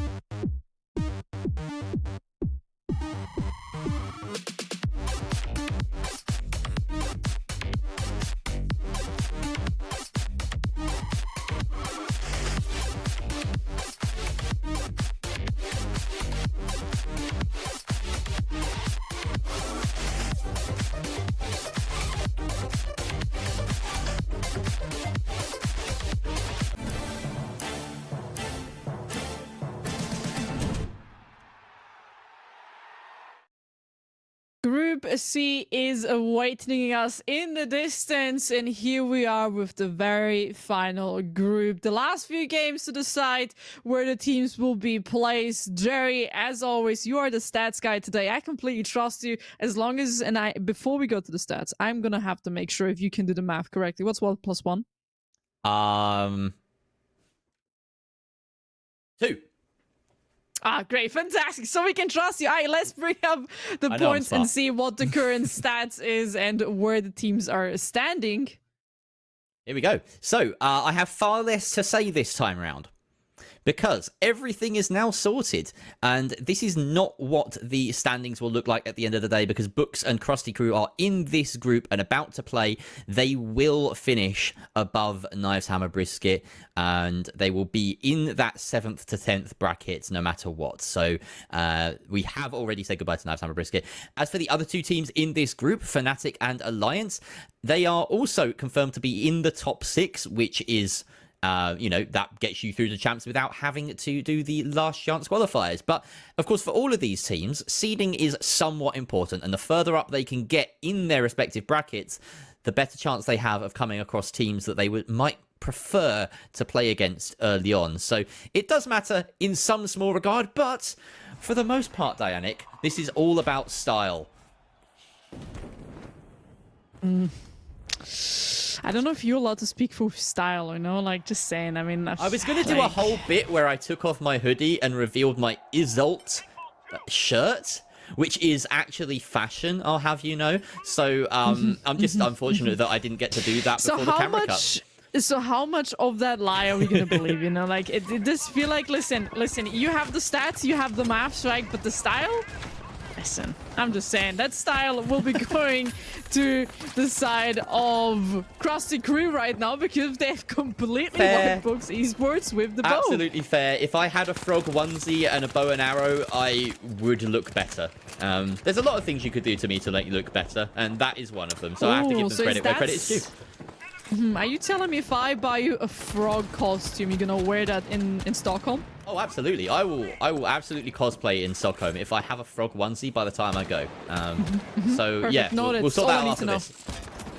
Burrito has my address, and he's telling me in my ear right now he's going to order it for me. We have the Deagles coming out from Palmer, and he's managed to kill Reimka, but now he has to run away because the rest of his team is dead. That's a smart thing to do. Oh damn, look at it. Alliance also find themselves now on a little bit on the shorter end. It just seems like these teams are just taking team set as full right now. Not too much going on when it comes to the other end, but there we go. Another one. Fnatic finding themselves 2 kills. A beautiful wipe on Alliance. That cash out is not going to change all too much because here again, Fnatic has that cash out beneath their claws. On the other side, it's Krusty Crew with that control, and just going to be Books trying to come in and disturb their defense a little bit. As for right now, it just seems like they're being tickled a little bit rather than actually being threatened. Yeah, the tickle of death we've seen a few times. That's what the FAMAS feels like at times when you're just having one of these guys bear down upon you. Oh, wow. Well, that's okay. Well done, Burrito, for choosing to watch Ferius for the split second that he nails Mr. Red Fox. Hog Observer. We have now a moment where we've got Books Esports trying to close in and defend here, or take this steal, but kills going back and forth, and Crab manages to find one. 2 versus 2 here. They do have their heavy up. Now he's gone down. Crab GPT being brought down by Mr. Red Fox as Cartoni's abandoned him to try and res the heavy there. The totem being brought back up. Now we have a 3 versus 3 again on this rooftop. The 93R not doing its job as Mr. Red Fox tries to get back into the fight. Can't identify the low health targets, and we can see up there his teammate, Krieger Blue, really struggling. Somehow he's still alive, and the steal has been successful. I don't know what Krusty Crew are doing, but they're not landing their shots, it seems. Cartonis and Crab GPT finally get some kills to make this defense a little easier, but Manda is left last alive defending this box with about 10 seconds left. He winches the wrong person, has to come in for the kills, and Manda is there to protect him. The steal goes through. And that is an excellent steal for Books Esports. We also see Fnatic going 1-up against Alliance on the other side of the map. We enter the second phase of Vaults. Unlucky Krusty Crew with that tunnel vision on the opponent, rather trying to get those kills besides defending that a cash shot. At the end, they had to give away the control to the side of Books Esports. They take that victory quite smoothly, made sure that the attention was all the way dragged away. At the end, it wasn't quite enough to then change it back yet again. Fnatic now on their second vault, gonna bring this one pretty quickly to the church. Taking a little bit of damage there in the air, but not gonna do all too much. It's gonna be from Krusty Crew. Look at that cash out box. These players are all around this man. They're just waiting for a little bit of sun. It's gonna be yoinked away. As two players of Fnatic now finding themselves in a 2v3 scenario, doing a lot of damage here. Not quite enough yet. Beautiful goo. Just gonna deny another goo to just top it up. Why not? Better double than nothing. And then throw that box away. And here again, still finding themselves in a man disadvantage. His teammate is now finally called up to them. Wonderful patience and positioning on display there from Nagos, who've been watching for a little bit now. Really getting into his head, and he's found himself in these great positions to deal damage, and he's barely taking any on his side. Being very smart about it. Backing up his heavy now with the follow-up damage. Reimka then finishes off grab GPT, and we only have Ferios, who can make it happen with the bow. There's a lot of magic in his fingers, but not enough this time. As Narcos will finish him off. A great fight all round from Fnatic that time, and they're coming in very strongly in this lobby. Alliance, on the other hand, they have plugged the cash out because they just said, thank you very much for that toss of Volt. We're gonna steal that one now back from the side of Books to stay on it underneath their control. As Alliance, they had to tank a few of these bullets and shots. But look how many teams are on this church cash out. And it is not doubled, by the way. Like, the other Volt is still just dancing around the whole of this map. So it's still laying, and we can see it. It's Krusty Crew on that second Volt, and it's trying to be stolen yet again back from Fnatic. It's gonna be Alliance Books, for some reason, still fighting a singular cash-out box, while the other one is being completely ignored. Well, Books have the defense on their side, but this is a nice fortress that's been rebuilt around the cash box here with Alliance in their beautiful green skins. Trying to stick this steal, being successful with it. Having to back out now as they all get glitched. And they try and destroy the fortress that was once their own, making sure that those sightlines are in their favor. Oh, that's a nasty surprise around the corner. Palmer has to back on out, get back up. Fnatic are closing the gap, but they're losing bodies as Krusty Crew have decided to come back to D. They haven't doubled it. They've actually plugged on the other side and are now here to try and seal this while it's ahead of the pace. This might be smart from Krusty Crew, but Alliance, with only about 10 seconds left to defend, still have plenty of resources in pocket to deal with it. Treason finds the kill onto Crab. And maybe that was a bit of a misstep from Krusty Crew, as they've now left their defense of D a little bit short-handed. Or is that C in the distance? I can't quite tell on my feed. Either way, that box looks like C. That box is going to be out in the open for anyone to take, and it looks like Books Esports are going to win the foot race. Honestly, man, it's just a race. Who can get these fits on and just be quicker there on that cash out? That's going to be the important one. Krusty Crew maybe just underestimating actually how far it was and just not understanding when their welcome has been overstayed. Books Esports now getting that cash out beneath their control, but even though they had it even before, it wasn't as successful as they hoped. Pharaohs, on the other hand, picking up that ball, making that damage happen to the side of Books Esports. Only 2 of these shots need to hit, and he could have 2 kills, but the flip of the box needs to happen as well. And there is a C4, beautiful usage of utility, as it's trying to be flipped right now in the midst of that beautiful smoke right there. But it's going to be dropped down the winch as well, and for now, it will stay in the possession of the Books. That C4 detonated just the wrong time for them. They're trying to enable this steal, body block, and get the kills and prevent the denial, but it's just not working. Now maybe a 5th attempt this might be at the steal. In fact, he's going for a res. They're going to close down this Light who's bothering them. This is, I believe, Mr. Red Fox and Krieger Blue as well in there. The defense from Books Esports is stout. It's resolute. Manda is still there with a winch. The goo comes out. And that is the time. Books Esports have held strong against the resistance. Krusty Crew really ruining their decision to cross the map and give up that box earlier on. In the meantime, Cash Out A has already been started. In fact, it's about halfway through in the hands of Fnatic, who have been well on top this game.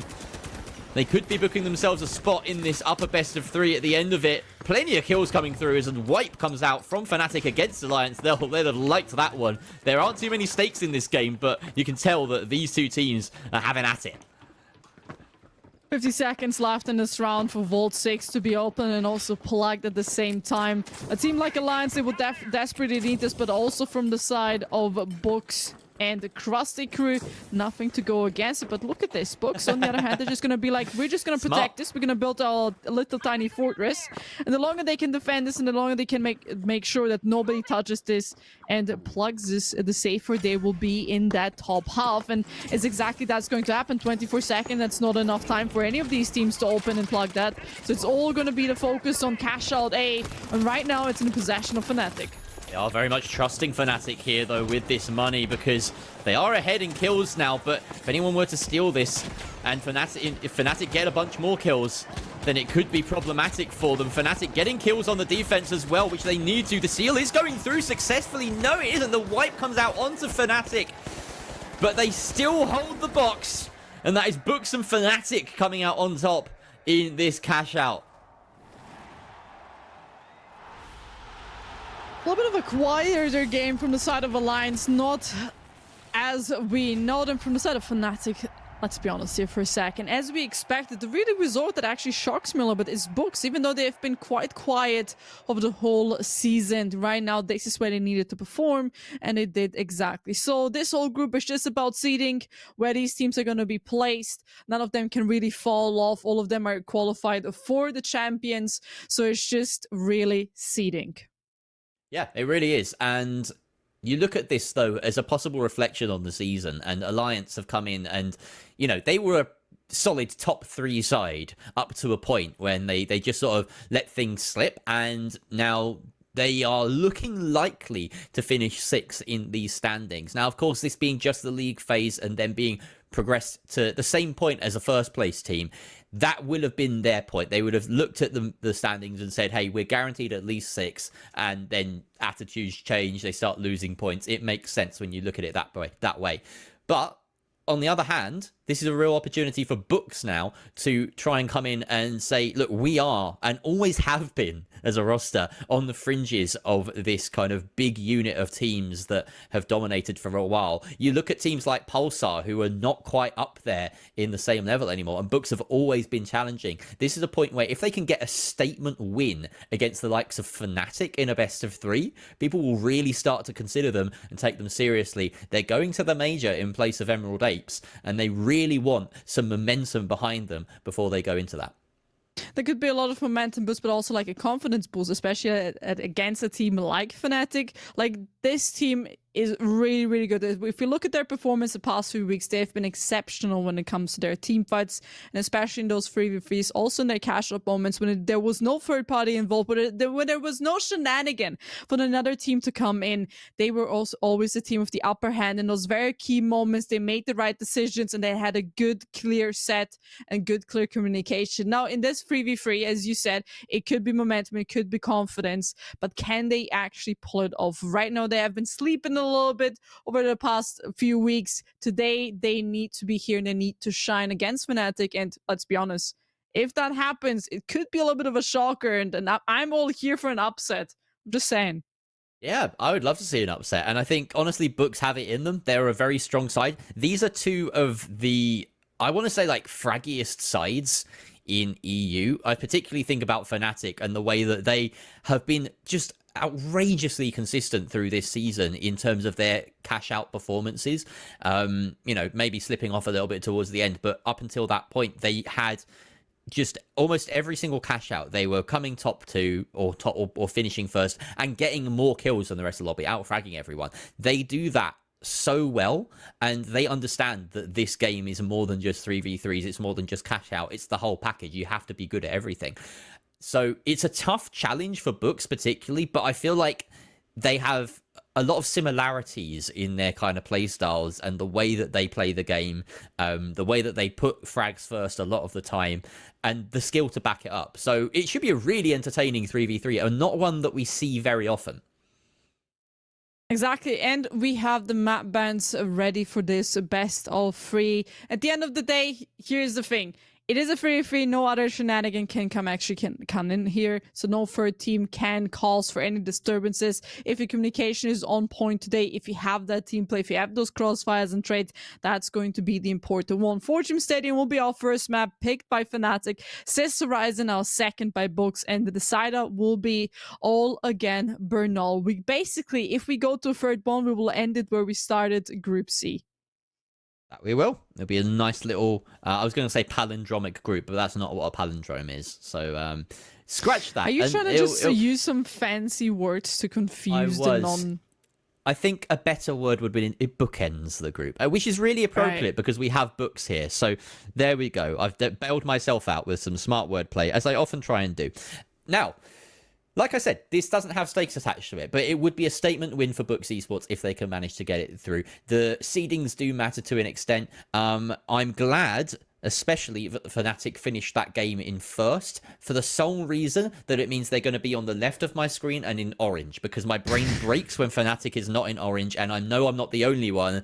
Zep and Whip It on Wednesday had the exact same problem. So glad they're in orange, and it's good to see Fnatic in a best of 3 as ever. Honestly, I feel like everybody who's been watching Fnatic for a while, also in other esports titles, right? If Fnatic is always orange. And last time when I was watching as a viewer, it broke my brain. I was like, huh? Instead of just like giving them the actual team name color, it was like, I was so confused. But Ayo, as you said it, they're on the left side. That means they're orange, and that makes everybody happy. Don't worry, guys. We're going to fix the overlay in just a second. Don't get all too confused. It's not a 4-team lineup, but it's rather... There we go. Oh, look at this. Look at this. Fnatic in orange makes me happy and everybody else as well. Yeah, we love it. Books in pink as well.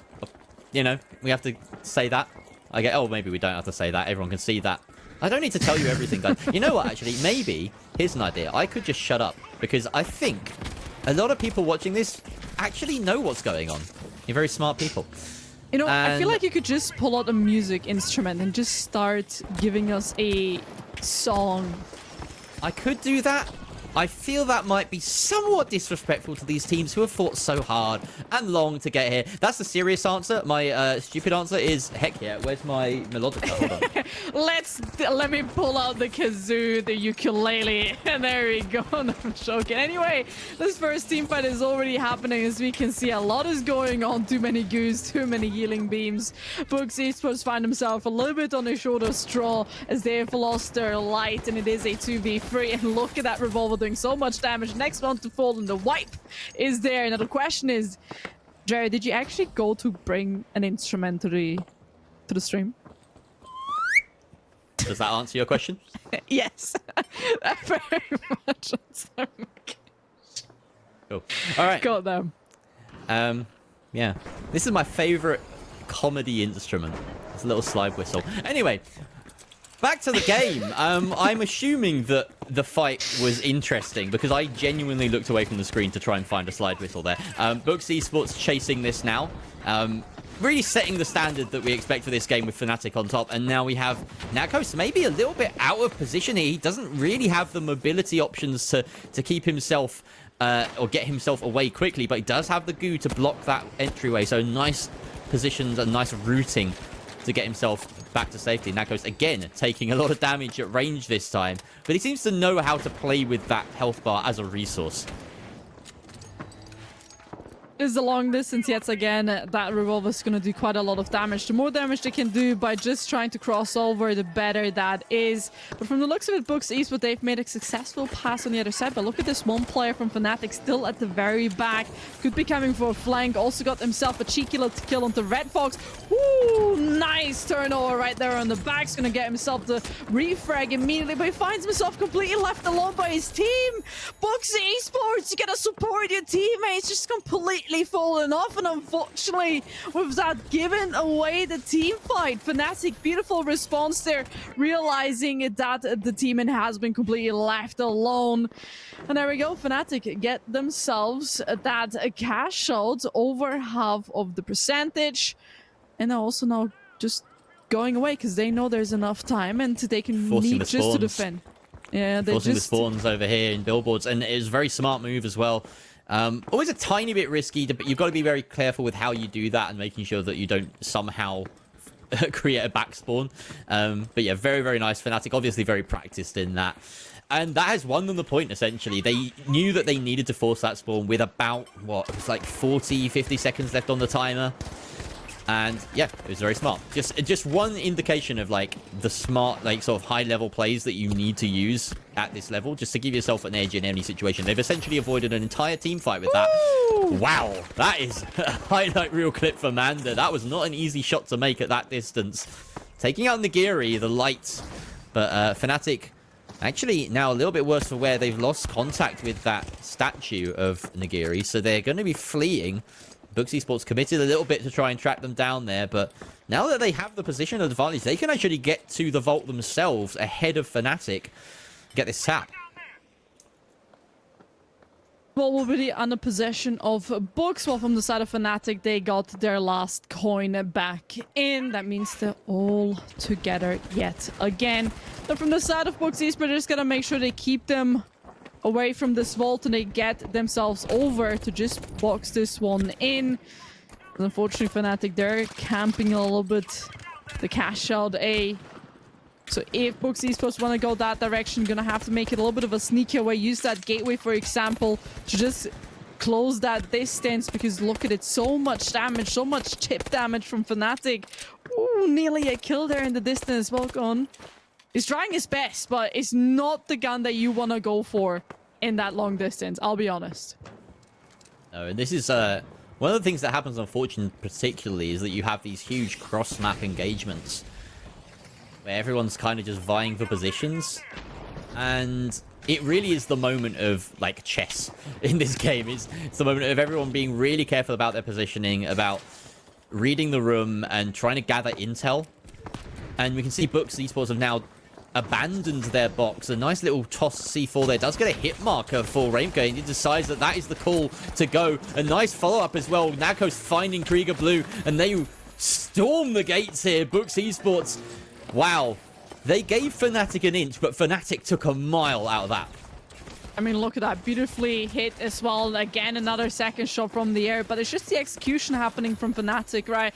Everybody went in. Nobody stayed behind. The second the IGL said, let's go 3-1.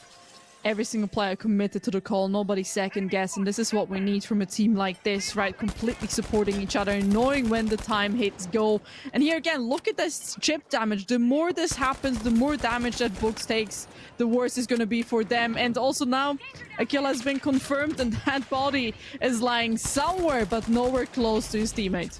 Well, not only that, but the two remaining bodies are split. We have the heavy trying to do something here. Manda caught out. Raimka now closing that distance. They do get the res on the light, but he's dealt with immediately by the RPG of Raimka, who's on a death tear.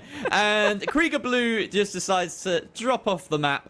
Is it possible that we could get a quick replay of that final death from Krieger Blue just falling down there? No? Ah, that's fine. That's fine. I would have loved to just give him a little... Okay, hold on a sec. Let's get this right. Wait, you got this? You got this? Yeah. There we go. There we go.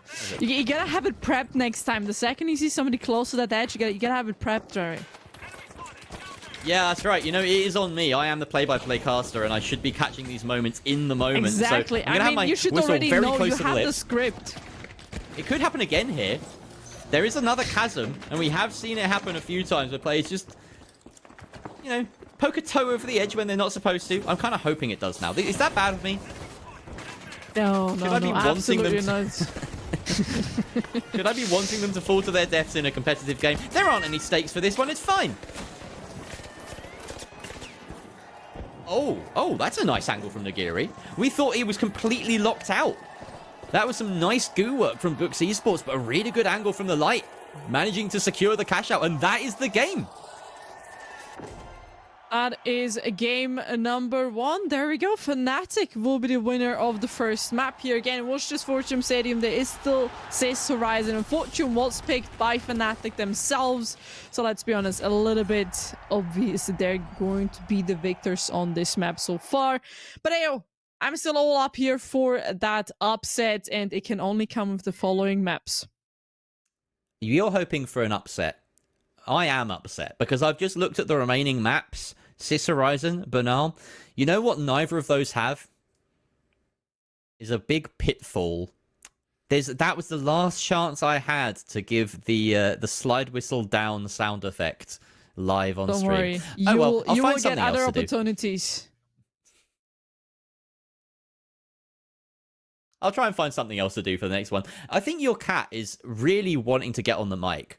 Definitely. I've been trying to Yeah. mute myself every single time my cat moos at me. It's not a meow like the cute little cats. It's actually just a moo. I feel like I have a cow.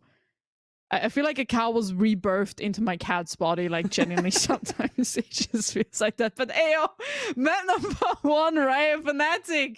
It's all done and dusted to get the first map and in a very smoothing way as you sit there with your, what was it? A straw? What is that? It's a cigar actually. It's a slide whistle. Oh. Yeah. So it looks like a really cheap one, but it's actually really nice. It's just like bamboo. But yeah, I will find another comedy instrument. I've got a big pile of stuff behind me. In case anyone was wondering what this assortment of crap is, it's mostly percussion instruments. So sound off in chat. What do you want to hear? Likelihood is I have it if it's a small percussion instrument, and we'll see what we can get going. I'll find a fun moment to use it. Can I join the chat as well? Can I make a request? Hello. So Absolutely. I would like the drums, and I would like you to make like the second there's something exciting happening. Oh, what a drum roll. I mean, okay, I'd have a Yeah. snare drum, but it's downstairs. Also, they are terrifyingly loud, so I'd have to do it from, like, the back of the room. I could use those bongos, but it will sound really weird. It won't really sound like a drum roll. I've got a triangle. I could use that as, like, a dinner bell. Anyway, maybe we should talk about Sis Horizon, Dianic. Listen, maybe we need to get back into the game here. It's been a long day, and so far, listen, we had some really, really great moments, but I don't know why, but for some reason, you know this guy that, like, is always in the background making, like, the drums? I cannot unsee you now from the person, and my cat is so loud. I do really apologize, but I can't do anything against him. I mean, I am also right now concentrating for the back of my room. Right, so while Jerry is left... I have found some comedy instruments. So just brace yourself for these ones. They're going to be good ones. All right. Let's get into the action, though, as we have, once again, the BFR Titan on display. I love watching this gun. I know it's been a bit of a sore point for a lot of people in the meta at the moment. It's really powerful, maybe a little bit too powerful. But there's just nothing more satisfying than watching someone get a kill with this thing. It just sounds and feels incredible. It definitely is. In fact, listen, it's just a lot of clips, right? In those moments, you just want to be like standing still and getting your clip. Remember a player last week just standing still just to get that clip sorted. And there we go, the first team fight happening in Nigeria, and also Books each finding himself 1 kill, just constantly trading off each other. Right now, Books finding himself a little bit on the shorter end, just because they've lost 2 players, Kriegerblue not being the last one, not quite being able to get that kill coming through. He is the medium, so he only has a few possibilities, but there we go, the revolver yet again coming in and just, cleaning up the rest, as the vault has not even been touched yet. Yeah, and if you're having a bad day with the BFR Titan, just remember it's also a melee weapon. You can get in right up at someone's face and click, and it does the same as, I suppose, a sledge would. You know, just imagine it's a sledgehammer for like half a second and play it as a melee weapon. It's what all good heavies should do when they're realizing they're not hitting their shots. You can still get value out of this weapon. I hope you guys can hear, like, I feel like we're getting a whole orchestra now together. We have my cat in the background, just honestly being a cow, being annoying. And Jared with the instruments. Listen, we only need a singer. The question is, who will it be? Will it be the chat who sings now the songs, or will it be the players with their guns and team fights? Now, Nice segue. the next one, as the cash out is already started, it is in the possession of Fnatic, so they have the upper hand, but it is a little bit dangerous just because they have won the first map. The more victories they get on the second, the more difficult it's going to be for Books. But look at this, patience is key, and Books, they're trying to go slow, but they're gonna have to find this entry point because Fnatic, they're just honestly running away yet again, ring around the rosies. Spent their pad as well, chasing up to this high ground. And like you say, already a minute almost elapsed on this box. We see Manda opening up a sight line to the box. Now, this is an interesting one. He can maybe winch this indoors if he wants. He's found a very nicely, conveniently placed smoke canister. They destroy the C4 on the box. Manda spots someone outside, then realizes he has to support his teammate. A little bit of disconnect here as we see Mr. Red Fox go down. He was playing distraction. No, Mr. Red Fox, in fact, yeah, taken out, and now Krieger Blue having to be that distraction underneath, acting like the second light almost. Nagiri taken out at range, and that is Manda clawing their way back into this fight. But he's the last one alive. Needs to land that third shot. Almost a beautiful 3 for there. But Nakos with the far more reliable weapon. The FCAR does its job. Oh, that third shot could have been deadly, but unfortunately it wasn't there. But look at Manda. I mean, Nigeria there at the end, but Manda unfortunately being the last man standing yet again. It just feels like Books Esports always finding themselves in those like shorter ends, losing members quite early on and not being able to retrieve them, leaving players like Manda or even Krieger Blue always on the short. I swear to God. It is like so Jerry noisy is today. talking. It's like Jerry is talking, you cannot hear the cat. I speak a word, all of a sudden I have an orchestra behind me. He wants to be your co-caster, Dai. Why wouldn't you let him? Like, we've had guest casters before. I'm not gonna bring my cat in as a guest caster. I think you need to get her closer to the mic. Honestly, the main feedback I have is that your cat's mic technique is not that great. So what you need to do is help them out a little bit there and pick them up and get them closer to the mic. That's what we need. I think she's doing it. I think she's doing it, ladies and gents. Yeah, there we go. My cat is... So my cat is right here.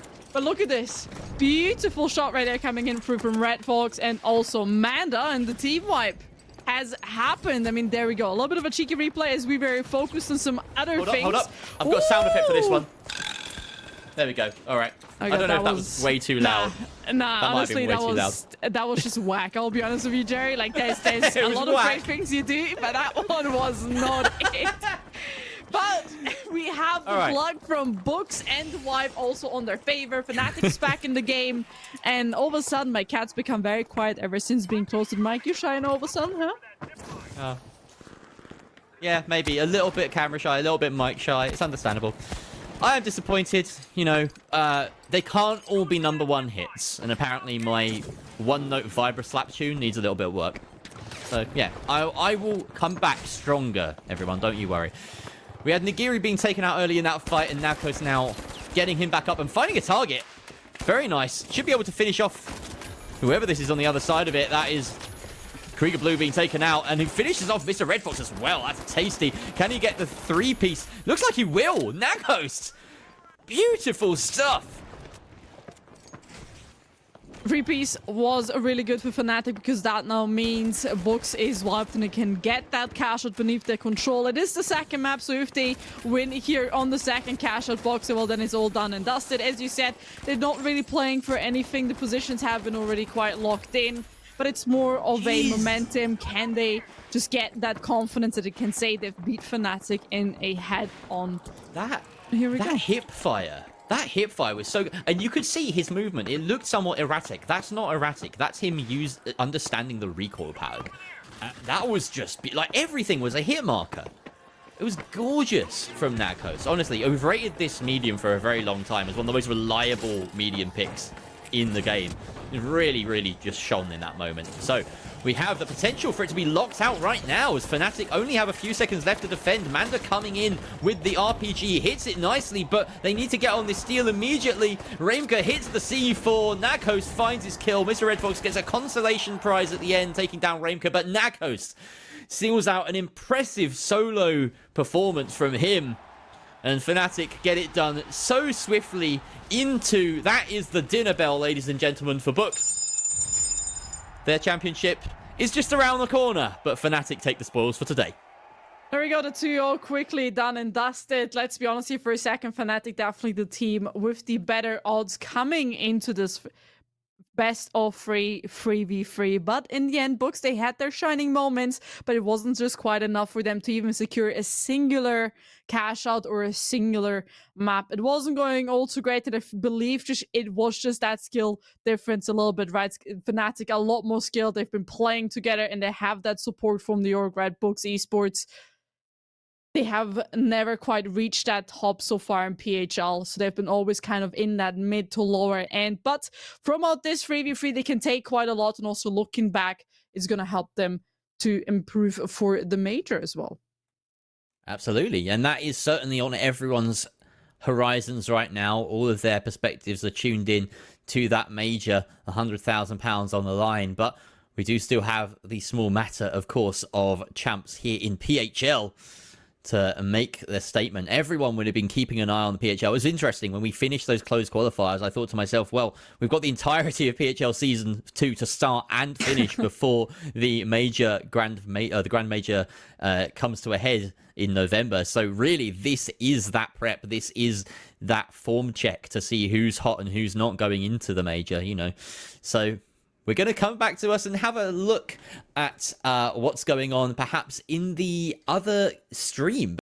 Because, of course, we have a B stream for us over on their channel, keeping track of, it would be Alliance versus Krusty Crew, which is still ongoing. So we're going to tune into that for the final few minutes of this stream, just to double up on things. And surprisingly, Krusty Crew already ahead, not just one game, but one cash out, and they are defending this final cash out. Alliance playing for the steal here to keep this game going. Ferios comes in with the shots, forces Palmer to come off the kill or come off the steal there, and now it's a 2 versus 1. Only Treason left, and he's dead.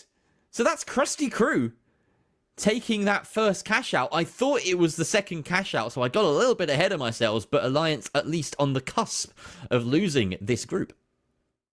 Who knows, maybe you have the script and you can see a little bit in the future, but so far it was only the first one.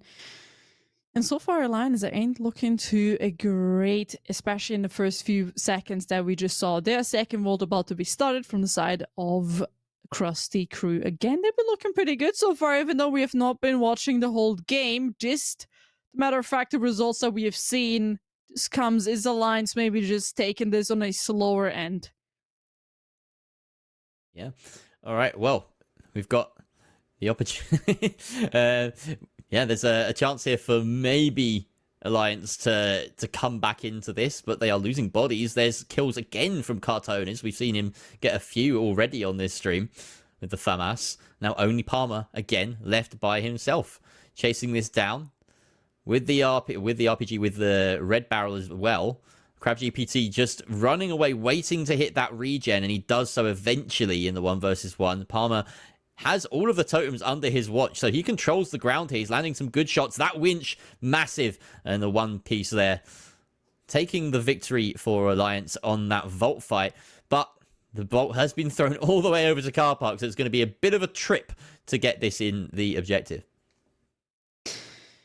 A long way to go, but luckily Cash Out C is nearly around the corner, so with a beautiful gateway, it's going to be quite quickly all over. Don't worry, guys. We're just quickly going to fix the whole... There we go. Beautifully done. And here we go. Nice. Anyway, besides that, Volt has been secured for the side of Alliance. It's trying to get this to Cash Out C. As the time is ticking down, Krusty Crew, they've all spawned in yet again, and they find themselves already chipping a little bit of damage from Alliance. They are all the way up on the roof, and now they're trying to regroup together inside of the building. Yeah, and just for this moment where we know Krusty Crew are going to try and close the distance, there should be some good kiting and play from Alliance. They won't want to take this fight immediately. We just talk a little bit about Alliance and the fact that, they've had a strange week, a controversial week, to be fair about it. And this is perhaps that opportunity to get back in the right headspace, to get some wins under their belts before we go into champs. And right now, yeah, Krusty Crew are doing decently. But we are seeing that, obviously, Alliance, they've come into this, they want to win. And maybe they're just being put up to a little bit of test. So it really goes to show that you need to stay in that winning habit. Carnifex does find the kill onto Cartonis, and that is a medium out for the count. That's a really important pick in a team fight, getting rid of that defib. Kills back and forth now. Once again, we are in a 1 versus 1, but Treason has the benefit of that defib. So CrabGPT very smartly stuck a long res up on the roof as soon as he could to get himself back into a 2 versus 2. Krusty Crew now back up to full strength with that defib. And the kiting has worked quite well from Alliance because they have wasted a lot of time, but now Krusty Crew with those 3 bodies have the chance to get the steal, and I think it's going to go through. It did went through, and that now is the problems because the first cache was already in their control. The second one now as well. Alliance, if they want to stay alive, if they want to move this to a third mapper, they're gonna have to win this one back. It's now or never. If they just want to get back into the same right space of mentality, they're doing a lot of damage. Counter effects just finding himself 2 pieces, which is gonna be amazing and huge for them, as Krusty Crew is gonna be completely wiped. And as unfortunately the ad is not quite playing in our favor. I mean, the plates are looking fantastic. I will be honest with you guys, but it's going to be Alliance. We could say that Krusty Crew put that on a plate for Alliance. You could. Yeah. Because they did... Oh god, it's not. Our producer is struggling right now. We're fighting demons right now. Of course, this is if you want to watch this in a slightly higher quality, this is just kind of us diving into the Finals Italia stream and trying to wrangle with the browser issues that, of course, are popping up every now and then. So yeah, if you want to pop over to Finals Italia, definitely go show them some love as well. Maybe have both tabs open. It's absolutely an option for you. We have Alliance now on a bit of a back foot here, as CrabGPT picks up the second kill of this team fight. Carney slowly getting a res onto Treason in the meantime, but Krusty Crew have control of the vault, and there's a objective not too far from them, a cash out over in the corner of this Osprey's Casino. CrabGPT finding Carney again.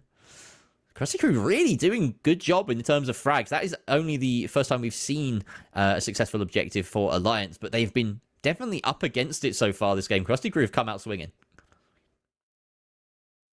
Third and final cash out box. This is one's gonna decide, is this gonna go to a third map or is this going to end on 2? Alliance still kind of struggling, let's be honest here for a second, constantly losing members here and there. The only issue is that Krusty Crew, they have that cash out going, but they have secured themselves the upper hand. They have the high ground advantage.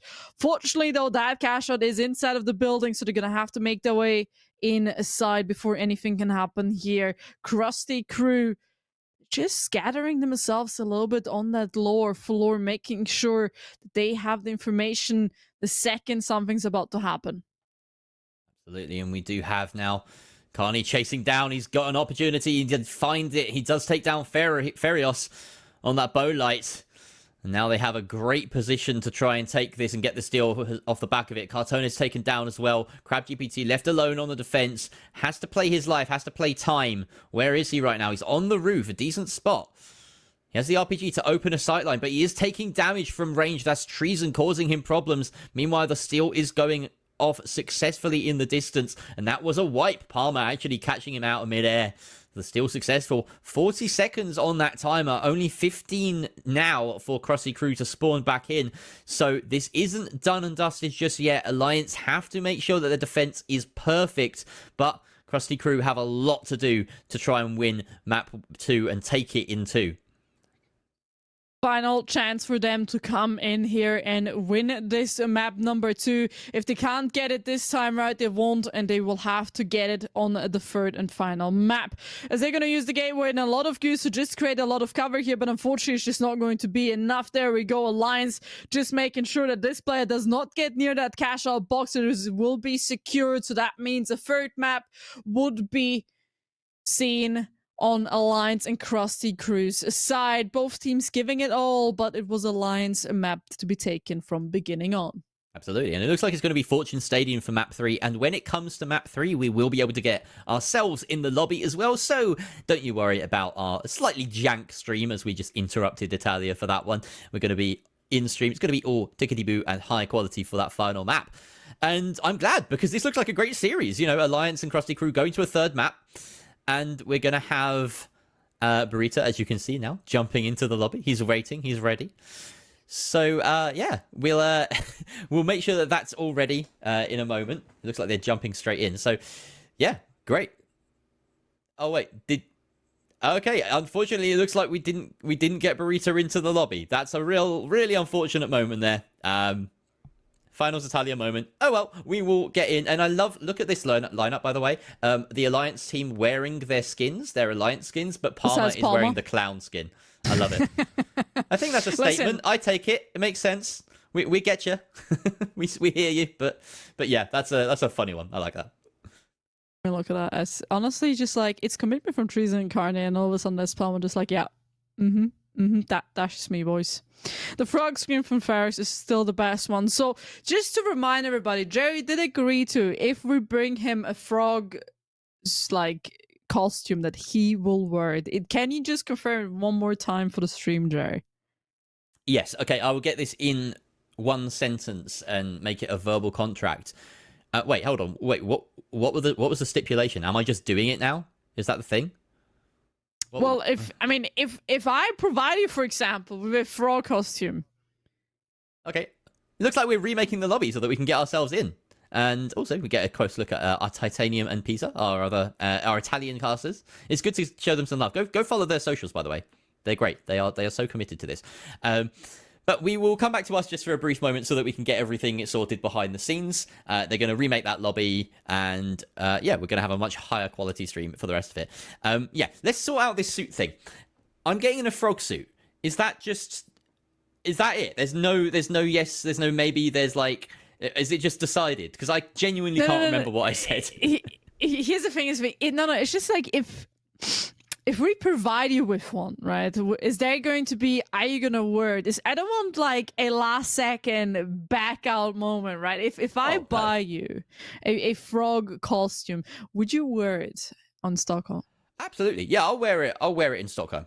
There's no. Okay, you guys heard to clip it. For everybody in chat, this is the moment you're gonna have to clip this and make sure this never leaves the stream again, because I might do that, by the way. Yeah, if I get a frog onesie, then I'll absolutely wear it in Stockholm.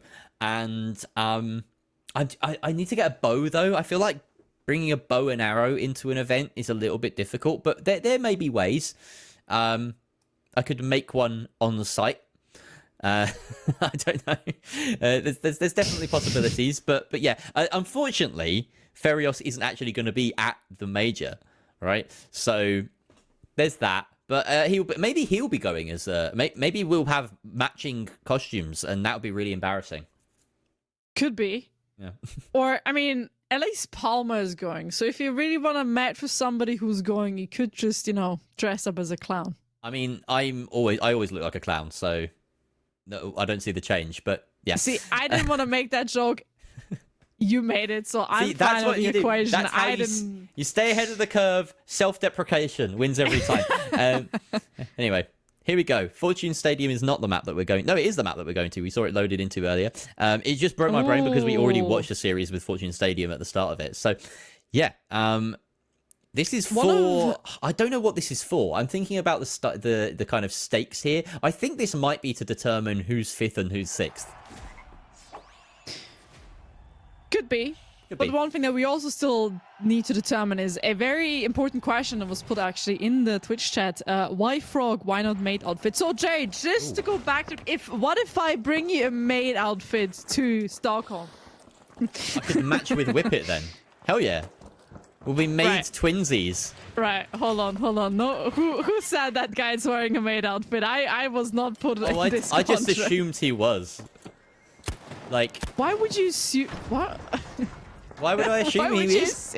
You know Whippet better than I do. Of course he would.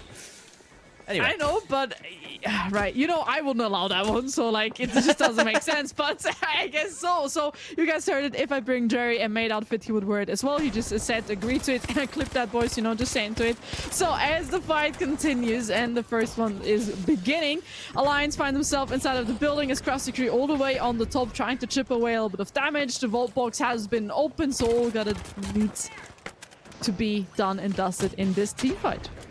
Ooh, escaping through the gateway there, avoiding the RPG. Really nifty move from Krusty Kroo. But you haven't escaped the range of Treason and his CBO1 repeater. He loves this weapon. And there's a lot of damage onto Cartonis, who can't get the heal up from Ferius. Maybe that Infuser on cooldown. Palmer follows up with all the damage they need for the team. Carnifex in tow as well. Definitely contributing there.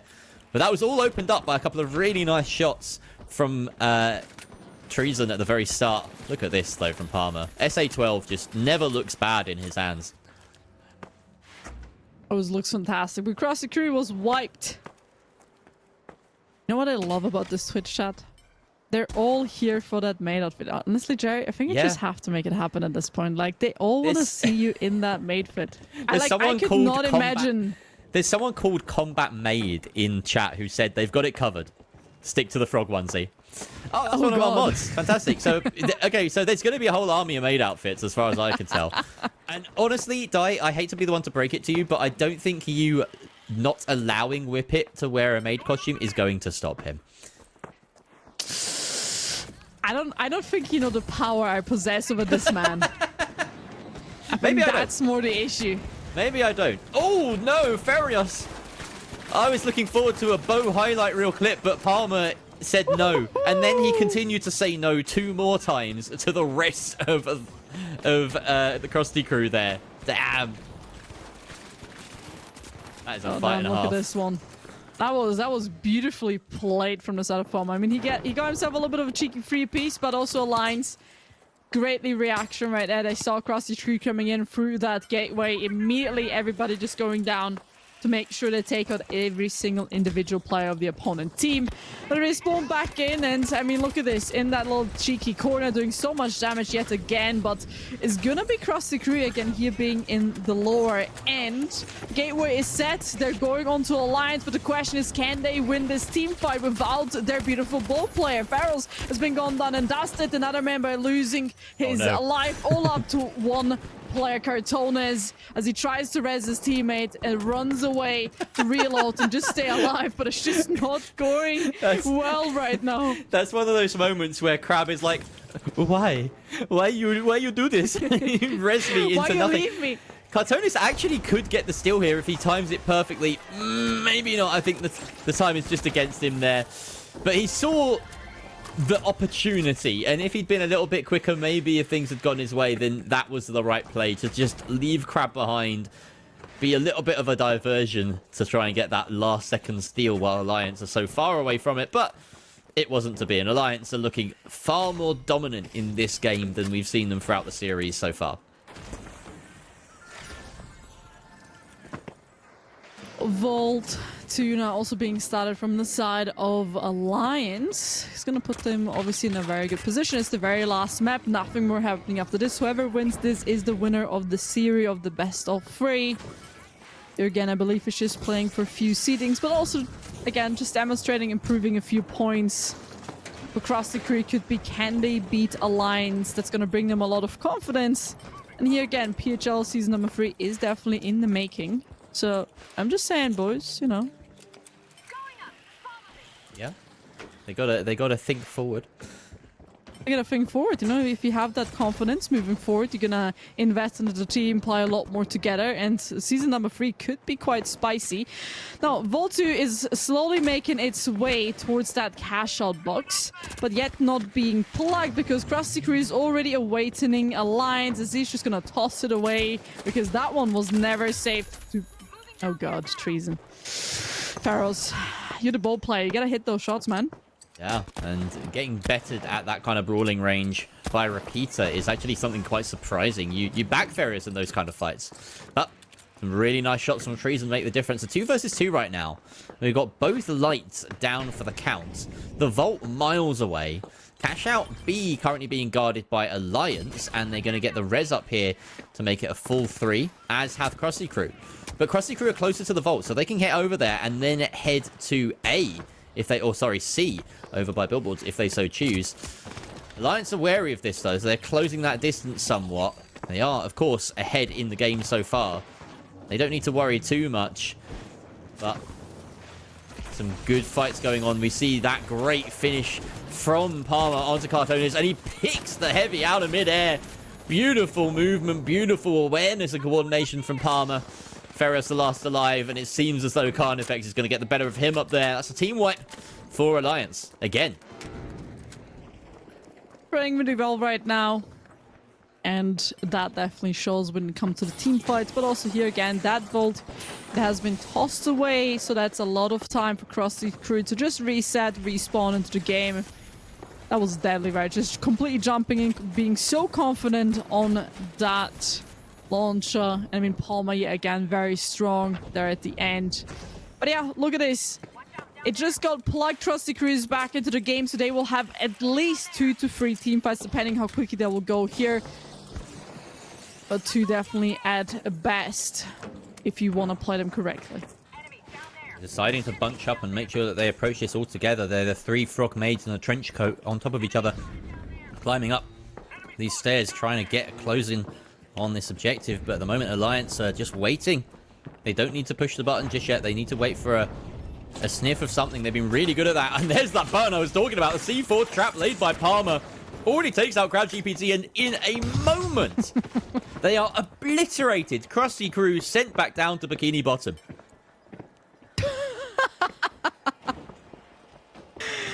Oh god, they better have Mr. Krabs preparing some burgers, because these guys will need some cheering up. And I mean, Palmer is definitely on top of the world right now. 11 kills, best playing player right now in this lobby. And I mean, it shows second team fight, another opportunity for Krusty Crew, as those burgers are being prepared in Bikini Bottom by Mr. Krabs and SpongeBob.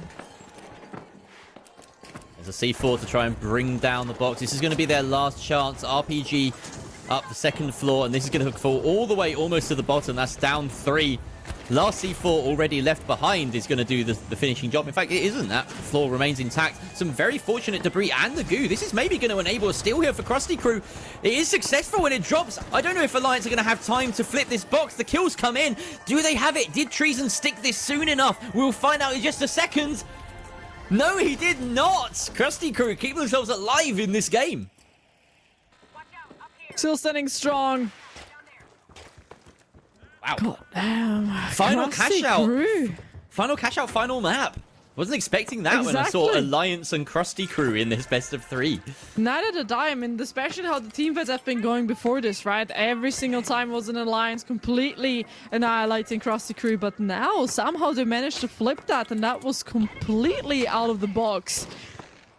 They played all they had and it was successful. Last final cash out box, it's going to decide where this will be going no matter what. And Counterfax is not going to have a say in it whatsoever. The shotgun's going to be close range, going to do so much damage from the side of Bowman. I mean, just look at him go. Ferios is the last man standing from Krusty Crew. Gonna do a little bit of damage, not all too much. It's a 1v3. He's just gonna have to hit these few shots, but it's not gonna do all too much. Carnifex is just gonna revenge him, as he was the first one to be taken out by that deadly bow. There was a moment where Ferios, it would have been winnable for him, potentially. He did get that kill. And here, you think Treason's taken a fair few shots. Palmer and Treason are quite separated, but Treason very smartly ducking away to get that defib and make it a 3 versus 1. Remove any sort of star power, any sort of freak of nature emerging from Ferios. He is very good at delivering in those moments sometimes, but like we say, it's not the most reliable of weapons, and you have to have those big moments for it to work. Cash out now begun, and this is potentially teamfight 1 of 2 if Krusty Crew can get things done quickly. Alliance want to get things done quickly. Again, a C4 trap set on the stairs, becoming Palmer's signature move, and he finishes off Crab GPT off the back of that damage. The 3 versus 2 yet again enabled by this heavy on Alliance, who is absolutely demolishing his opposition here. Carnifex will clean up with the remaining 2. Krusty Crew do get another chance at this cash out, but only because Alliance was so good in that fight. Here's the thing, you can never count them out. We just saw literally a few seconds ago that they can flip this very last second. I still have a lot of hope, but look at these kills. Palmer, 13 and a single death. His KD is 13 right now. He's died once in all of this whole game. Now that is a showing and a half. And I mean, here again, Krusty Crew, they might not have the best odds in the team fights, but they have a good chance of flipping this because they've already done it. The question is, can they do it again? As we've seen, kills don't necessarily mean wins in this game. No matter how far behind you are, the most important stat is that cash tally at the very end. Cartone is trying to follow up on the damage, but Treason gets the 2 kills and Carnifex with another. Palmer decides to end it all, but he absolutely clowned on Krusty Crew this game, making a statement. And that's going to be it. 2-1 the series. A really tight one between Krusty Crew and Alliance. Alliance always on top in the frags, it's felt like, but that's going to be it. Really, really nicely done by Alliance. And that ends not just our game, but our regular season here in EU. Completely done. This was the final game of the final regular season. All what is ahead of us is the champions. The teams are set, done, and dusted as we have every single game now played through. And honestly, what an exciting day. We started off with a best of 3 leading all the way to the 3rd map. Group B being one of the most exciting ones, and Group C just so much drama and so much potential of upsets, actually. And the fact is we had a tiny little bit of an upset because Alliance did not play against Fnatic, but rather against Krusty Crew, where Krusty Crew nearly won against Alliance. So here again, for me personally, a really, really nice and exciting day. Yeah, very exciting. And also really just fun to see after the crazy week that we've had here in PHL. Players just letting loose a little bit, having fun, playing to win, making sure that it's as entertaining on the stream and that they've all, just sort of let off the steam a little bit here, which is really good to see. And now we will get to have a look at those final standings at the end of EU. We're just making sure that everything is prim and proper. And here they are. So these are those final standings. And look at that. Our top 6 upcoming have managed to break into it, of course, as a result of their very impressive performance earlier on Wednesday. And the top 6 rankings are the only things that really changed around today. Team Secret coming clear at the top of those. And then 7th to 10th position will make it through to the champs, but have that last chance qualifier bracket between the 4 of them. Krusty Crew making it through, as well as Books. Pulsar White just about besting Knives Hammer Brisket. Etelko big dicking his way into 7th place, and Gamblers there in 9th. So that is how it's planned out. Unfortunately, that is the last we will see of Knives Hammer Brisket and Gen G for this season. But, of course, Gen G, having qualified for the Major, do have that on their horizon. They get to watch the rest of these champs play out and see, and maybe VOD review and see what they can improve on. They do have a lot to improve on, it would feel like, after this season. Definitely was not the best showing from the side of Gen G, but this is their time to shine. I'm not gonna go into that training. VOD review, as you said, let their coach do their work and improve it with that. For the other teams, more games, more competition, and also more time to prove themselves against NA, as again, the champions is a clash of both regions, and that's going to be the really interesting one. Are we gonna have a big dominance from NA again, like the last few seasons? Oh my god, I've misunderstood something. Yes. I hate breaking you guys. I just lied to you guys. We don't have the champs this season because, of course, the Major is taking place. So we're leaving that over. This is the only PHL season where we're not having that inter-regional competition. But it's a very easy mistake to make. We usually do that. So, yeah. We have, of course, the regionals up in a few weeks' time. NA is going to happen later today, Dianic, and that's going to be absolutely bombastic. I really love watching the NA play days. It's usually a little bit too late for me to cast them, but I absolutely stay up late and watch them. It's going to be huge. Listen, at this point, I can't even say anything anymore, man. I've completely even flipped the script, man. I was ready to introduce the champions, the NA against EU, the battle, Yeah, completely lied to you guys. No, it's not happening. Listen, I'm sorry, boys. I'm sorry, okay? And ladies and gentlemen, I'm really sorry. I apologize for my mistake, but it's fine. Maybe... EU are just waiting for the Major to prove that they've finally overtaken NA. That's what it is. They don't want to give the game away in PHL. Yeah, I'm gonna eat my words, honestly. That is a little bit of coke. It has been a chaotic evening, no matter what. Every single game has been chaotic. Every single best of 3 or cash out has been an upside down of feelings or even gameplay. Like, what have we seen today? So much crazy stuff. But here again, There's one person we're gonna have to thank before we end the stream. Broxton is the sponsor of the season yet again. Thank you so much, Crash, for coming in and being the sponsor. Always very lovely. And here again, hope to see you more often in the cast, as he has provided and sponsored to the prize pool, but also every single thing that you guys provide is going directly to the prize pool for the players. So, Jerry, before I eat my words, before I say any more honestly horrendous shit that is not true, I'm going to leave you with the last few final words. Well, I'm now sadly wishing I had a gong to sign off with. But I don't have a gong. That's one instrument I don't have. So I had a lot of fun today. I'm glad that me and you, Dai, were able to let loose as much as the players were with this, with some of those games just being, for fun. And it's great. It's good. It's good fun. So yeah, that's where I'd like to leave it. I'm very much looking forward to Champs Weekend in a few weeks' time. But of course, NA later today is going to be absolutely huge. So yeah, stick around for that. Dianic, I'll leave it to you to say goodbye to the stream. But much love to chat. Mwah. Oh god. Now you how do I say goodbye? Like, I'm even afraid I can't even say goodbye, and I'm joking with you guys. I wish you guys have a wonderful evening. Tune into NA later. It was a pleasant to be here, and I hope you guys have enjoyed it just as much as we did, and you can forgive us our tiny little upsets, especially from my side. Wish you guys a wonderful evening, wonderful night, wonderful weekend. See you guys next time at PHL. Bye bye.